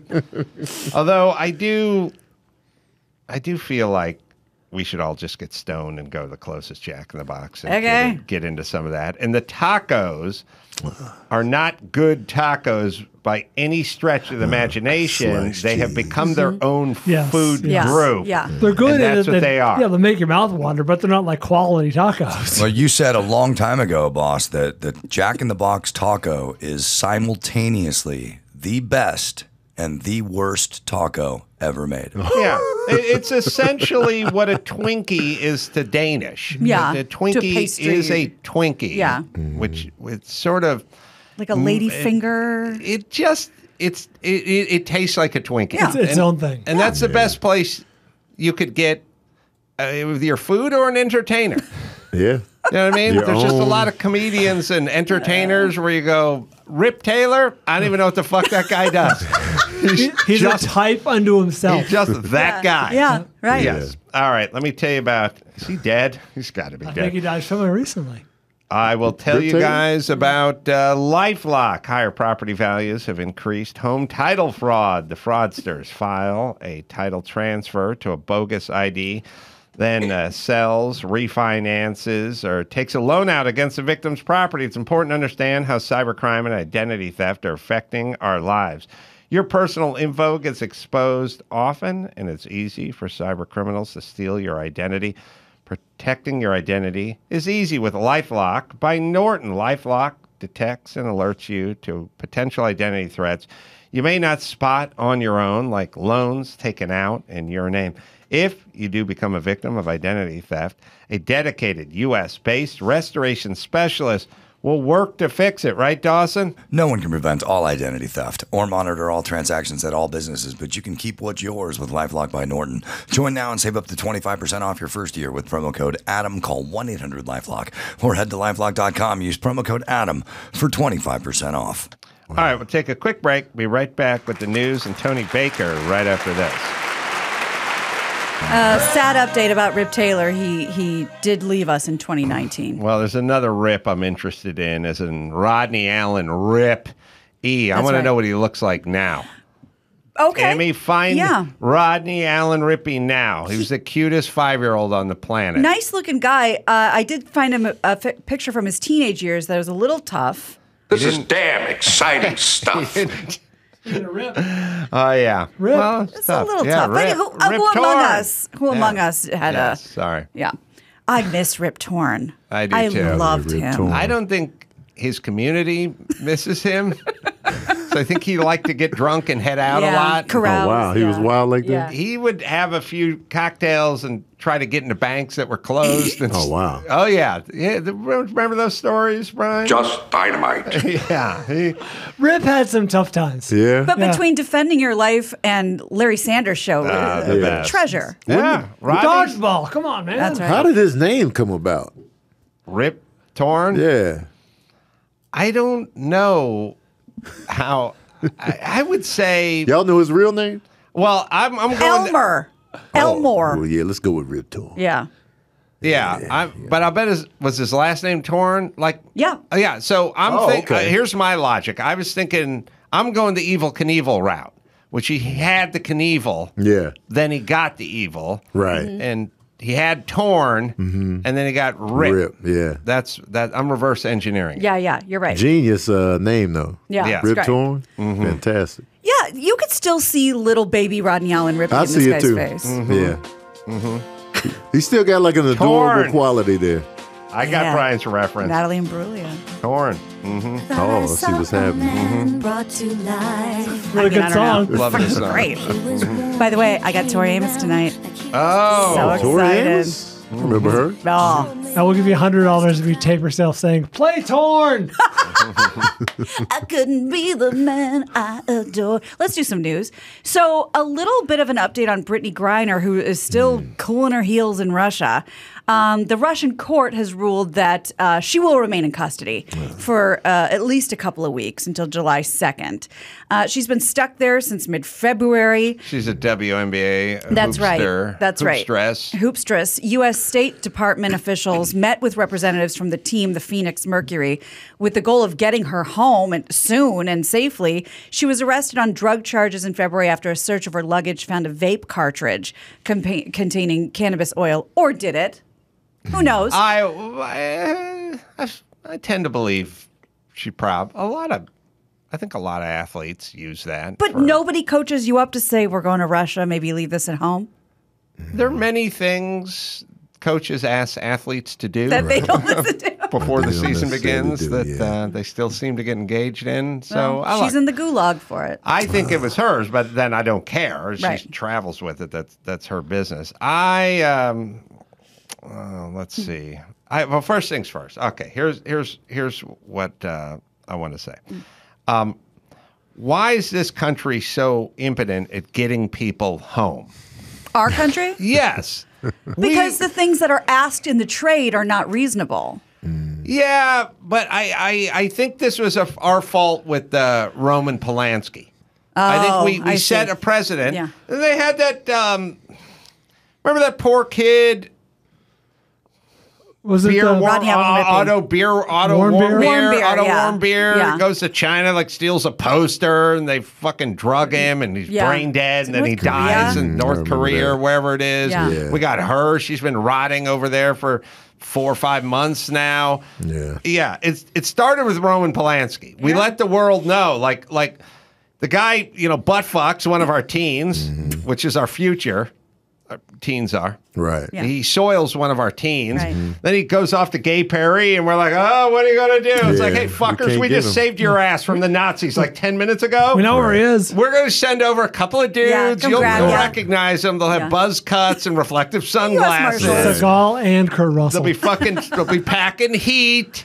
And we shall then collect our pedophile and bring him back here. And if you got a beef with that, I'll tell you what, think ahead to maybe the next skirmish you guys may have with the Germans. We may sit that one out. Yeah. So this fucking, as a matter of fact, we don't want to go into Paris. The airport. Bring them to the airport. No. And then we send a message, hey, because we do this shit all the time. Like one of some guy over here from Florida kills his kid in a bathtub, and then he goes to Mexico and he hides in Mexico. And we go, "Hey Mexico, can we have our killer back?" And they're like, "I don't know, not so fast. Yeah. What are you gonna do with him? Fuck you very much. Yeah. We'll take him back. That's what we'll do. Yeah. It's none of your fucking business."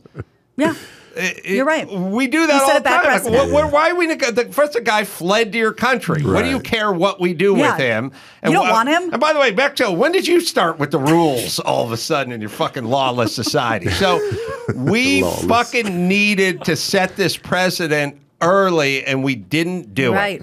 And we could have done it with Roman Polanski. And now, didn't he win an Oscar when he was still hanging? For the pianist. What the hell is this? Once again, sending the message that we don't come in and collect our own. We celebrate you from afar. Yeah, so they go to these shithole places, and we just sit back and go, what are you going to do? Oscars are mad at Will Smith for a slap. That's Meanwhile, Roman Polanski, here's an Oscar. That's right. We'll send it to France. Well, to be fair, Will Smith has an Oscar too now. He did get an Oscar, but they was like, we might take it. Yeah. Roman Polanski is way further up the ladder than Will Smith. Oh, on the first slap. off, if Will Smith had sodomized Chris Rock on stage in a hot tub, we would be outraged.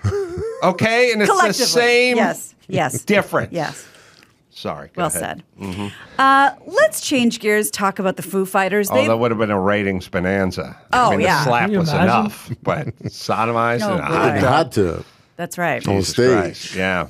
The setup for that. Yeah, is just the setup. They had on tuxes. You got to get through the tux. The hot tub was suggested it was pre-planned. Right. Then we be like, no, this was staged. Let's talk about the Foo Fighters. They've announced their initial roster of guests for the Taylor Hawkins tribute concerts. There's going to be one in London and one in LA, and they are both star-studded. I'll just give you a taste of both. So the September 3rd one's in London. They're going to have Brian May and Roger Taylor of Queen, Stuart Copeland from The Police, Geddy Lee and Alex Lifeson of Rush, Liam Gallagher, Fucking A. and Chrissy Hynde of The Pretenders. In LA, they're going to have, this is going to be at the Forum on the September 27th. Alanis Morissette, Joan Jett, Gene Simmons, Nikki Sixx, Chad Smith of the Red Hot Chili Peppers, and Pat Wilson of Weezer. And all the proceeds will go to a charity picked by the Hawkins family. Oh, wow. So get your hot tickets. I feel like I'd You buy wanna the go to the ticket London and an air flight, Yeah, too. I That's think so. a much stronger lineup over there. They're all over there. I didn't find out till this year that Dave Grohl was in Nirvana. What? Wow. I did not know that until the past year. My Now- head blew off. Now we're back. Yeah. The mayonnaise thing tripped me up. I didn't know he got was in thrown off by Nirvana, the man. Star Wars I thought it was just trivia. Kurt. There we And- go. and the guys. There we go. I didn't what know. I'm talking What's the about. other guy? Jane Kasmerick? No, the fucking The bass awesome. player? Yeah. No, what? Kaz, Kaczynski? yeah, had a crazy last name. Yeah, something like that. It was tall. Kurt, the baby in the pool, Novoselic. and the guy. Novoselic, thank Yes. you. Yes. Whew. Yeah. Tony. But I know now, though. Oh, yeah. I'm in the mix now. Okay, good. That's good. I'm Not a in the moment mix. too late. All right, let's talk about Matthew Perry. He wrote a tell-all, and it's coming out soon. On Tuesday, he Instagrammed this post, this manuscript. It says, "Friends, Lovers, and the Big Terrible Thing." The Big Terrible Thing is probably about his addiction issues. That's what they're assuming. That's the reference to The Big Terrible Thing. It's due out in November, and from what I understand, Adam, you probably have more of an insight on this than I do. But if a publishing company is courting somebody with like an let's say an interesting past, you're not going to get out of spilling a lot of details on people. I don't think they want necessarily your story unless it includes a lot of this. Right. Otherwise, we don't really need to hear about, oh, you're a big Mets fan and your dad liked pottery. Correct. When you were a kid, it's all about who'd you fuck on the Right. set and Right. give us the dirt. That's what we want. And Perry was the one who seemed visibly intoxicated during the reunion thing, although they deny claim it. dental surgery. Perfect wow. timing for dental surgery. Wow. Again, you're getting paid. Everyone's getting $1 million for a Friends reunion on chit-chat. Netflix. Yeah. You've got a wisdom tooth you need removed or some bridge work done. Push it to the day 20 after. seconds on the calendar. You're getting $1 million. You're doing dental surgery the day could reschedule. before. Yeah. Couldn't kick it back to the following Monday. Yeah. It We could seems reschedule dubious. Yeah. But also, whether they go like, oh, it's like when the rock and roll guy can't make the show and he's 26, he's like, dehydration. It's like, dehydration? You're fucking 26. Yeah. Drink some fucking Pedialyte and Get hit on the up there. stage. You're indestructible when you're 26. You're not canceling 7 shows because you're dehydrated. That's right. Yeah. And then that thing where they go like, there's also like, he was really tired. There's like jet lag. It's like, Exhaustion. how many? I've done tons of shit after dental surgery. I've done shit tired. I've done shit dehydrated. I've done shit after I got off a plane. Like, you can get your shit together. It doesn't look Take a like salt pill. It doesn't look like that. Yeah. Is No. what I'm saying. No. Yes. I've been hopped up on many drugs trying to get from here to whatever live show we were doing when we first started. Because remember how afraid I was of flying? And then I got broken of that just because we were doing it every weekend, basically. But I would have to shake that shit off immediately because I could not spend 6 hours on that plane. Yeah, he seemed intoxicated. When you have dental work, also, you can be like, I clearly have dental work. You don't seem like you're in another universe. Yes. Also, I never I knew agree. this. You didn't look good. Are we enlightening you? Yeah, this is. I never knew he was drunk during the reunion. Yeah. Well, he was He was something. It was It was altered, something. so why? Right. Yeah. So, right. but maybe we'll find out during the book. Do we have time for one more? Sure. Okay. So there's this Swedish campaign to get people in the city to throw away their garbage and reduce litter on the streets. And finally, I think they've got it figured out. Our people would probably try and fuck the trash can, but this is really fun for them. One city has installed trash cans programmed to respond with really like seductive audio messages every time you open it and put something in it. They're these green garbage bins, and they answer passersby when they feed them trash. And I'm going to show you what that sounds like in a second. A person opening the trash can will put something in, and then I'll translate it. But in Swedish, they'll say like, "Oh yeah, right there. That was crazy good," or "Come back and do that again." So this is what it sounds like in Sweden when you put the trash in the can. Lite mer till vänster nästa gång. Oh, there's more. Det där var galet skönt. Mer. Oh, fish? What was that last one? That's somebody's daughter. Yeah. And ostensibly, the dad's out there somewhere with rappers. He's got to fucking deal with that shit. I'm worried With about old him. circulars, yeah. Flip side, that's a good gig for a voiceover I would actor. give anything for that. Oh, absolutely. I don't think you get residuals, but I would still do it. A friend of mine just became the English voice on the Japanese subway system. I'm very jealous. Oh, really? Wow. Yes. That's I would good love work. the trash can gig. Yeah. Wow. Absolutely. So there's an English voice on the Japanese subway Apparently system. so. All right. So, couple things. I don't like it. Oh, no. I'll tell you why I don't like it. Hey, human being, you live in a motherfucking society. Throw your True. fucking trash away. We do it out here. It's like, we're going to incentivize these criminals. Like, every day you don't stab someone, we'll give you $150. Like, I don't like where this is going. How about you stop the stabbing, people? True. We live in a fucking society. Like, you don't stab people, you don't rob things, you don't throw your garbage on the ground. Because then it gets into this point where you're sitting around and someone goes, don't throw that cigarette butt out the window, or don't urinate on that stray dog. And you go, why? What's in it for me? That's right. What's in it for me? What's in it for What you? do you give it for me? You get to approximate a human being while you're on this planet. Yeah. Fuck stick. Yeah. So there's sort of like, we got to incentivize. We'll give them clean needles, and we'll give them like a place to shoot up, and we'll pay them. Now there's all these pilot things like, we're going to pay criminals not to commit crime. I would love to be paid not to commit crime. This is all shit you should have learned a long time ago. And how about we punch you if you don't throw shit away versus give you a boner? That's true.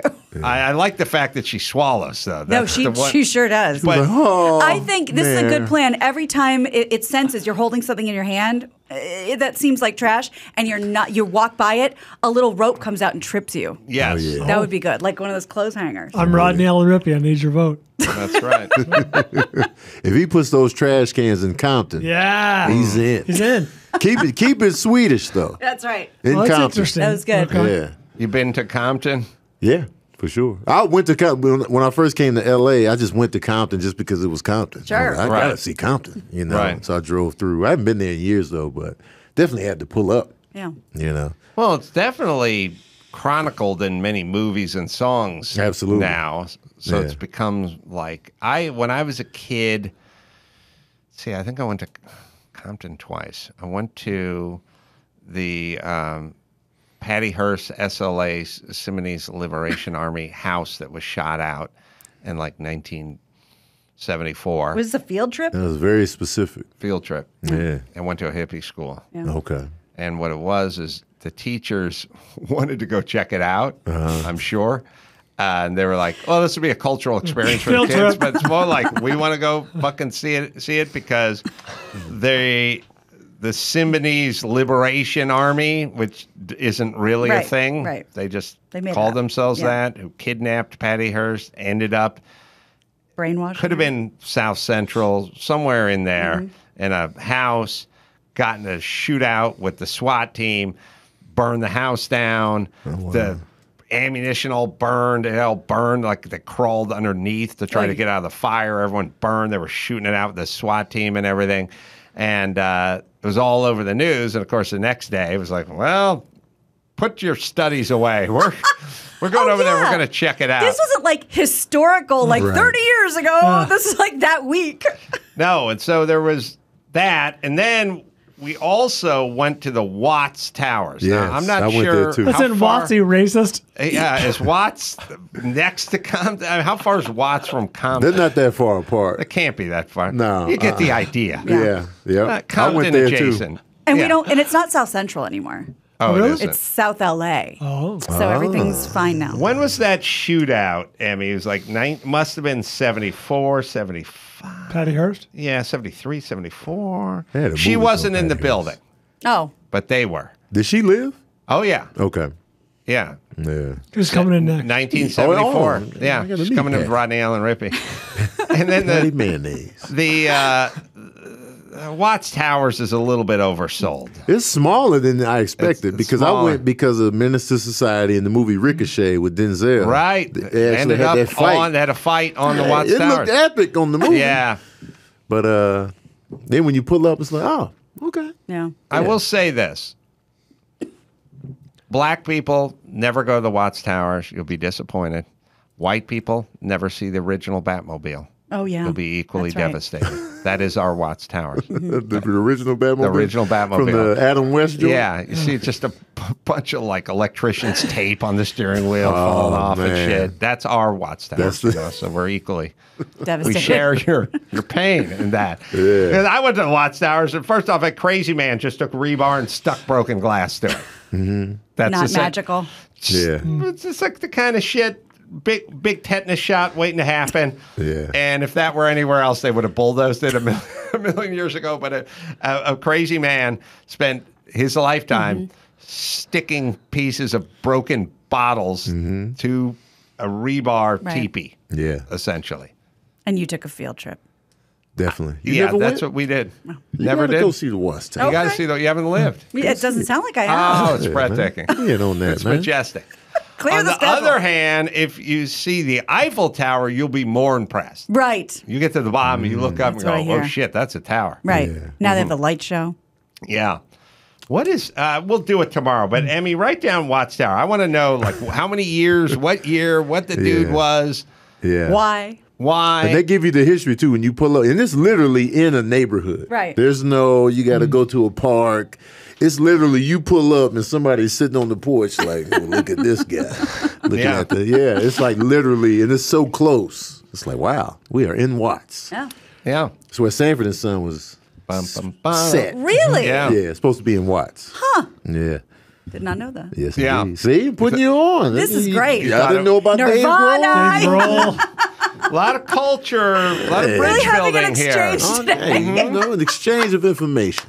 All right, let's bring it home, Gina Grad. You got it. I'm Gina Grad, and that's the news. What's up, motherfucker? Gina Grad. That was the news with Gina Grad. Tony, by the way, is going to be, as you hear this, tonight through Saturday, coming up in Richmond, Virginia, at the Funny Bone Comedy Club. And then out here local, Flappers Comedy Club, Burbank. That'll be June 27th. And then Comedy Factory. Baltimore, Maryland, it'll be July 7th through the 9th. And his podcast, Verbal Cardio with Tony Baker, can be found wherever you find finer podcasts. That's written on the bio. It's written on the bio now. I insisted on it. Tony, great to see you. Come back anytime. Absolutely. you Thanks for like. having me. The Verzi Triplets can also be found on their podcast, The Verzi Triplet Show, available on YouTube, Spotify, and Apple as well. And then me, Denver, Colorado, coming up at the Comedy Works South. That'll be June 24th, 25th. Couple of shows there, live pod, and some stand-up as well. Until next time, Adam Kroll for Tony Baker, Alex Verzi, and Sean Verzi, and Mitchell Verzi saying mahalo. Versus, it is probably better to have stitches taken out of your ass, because when they're taken out of your hand, you just turn your hand over and put it on the table, and then you just sit there and watch them do it, and it looks like a mess. If it's the ass, you can just bend over the table and read a magazine. Sure. Got some tweeting done. Under the boobs, let me tell you, Oh. I can't see shit.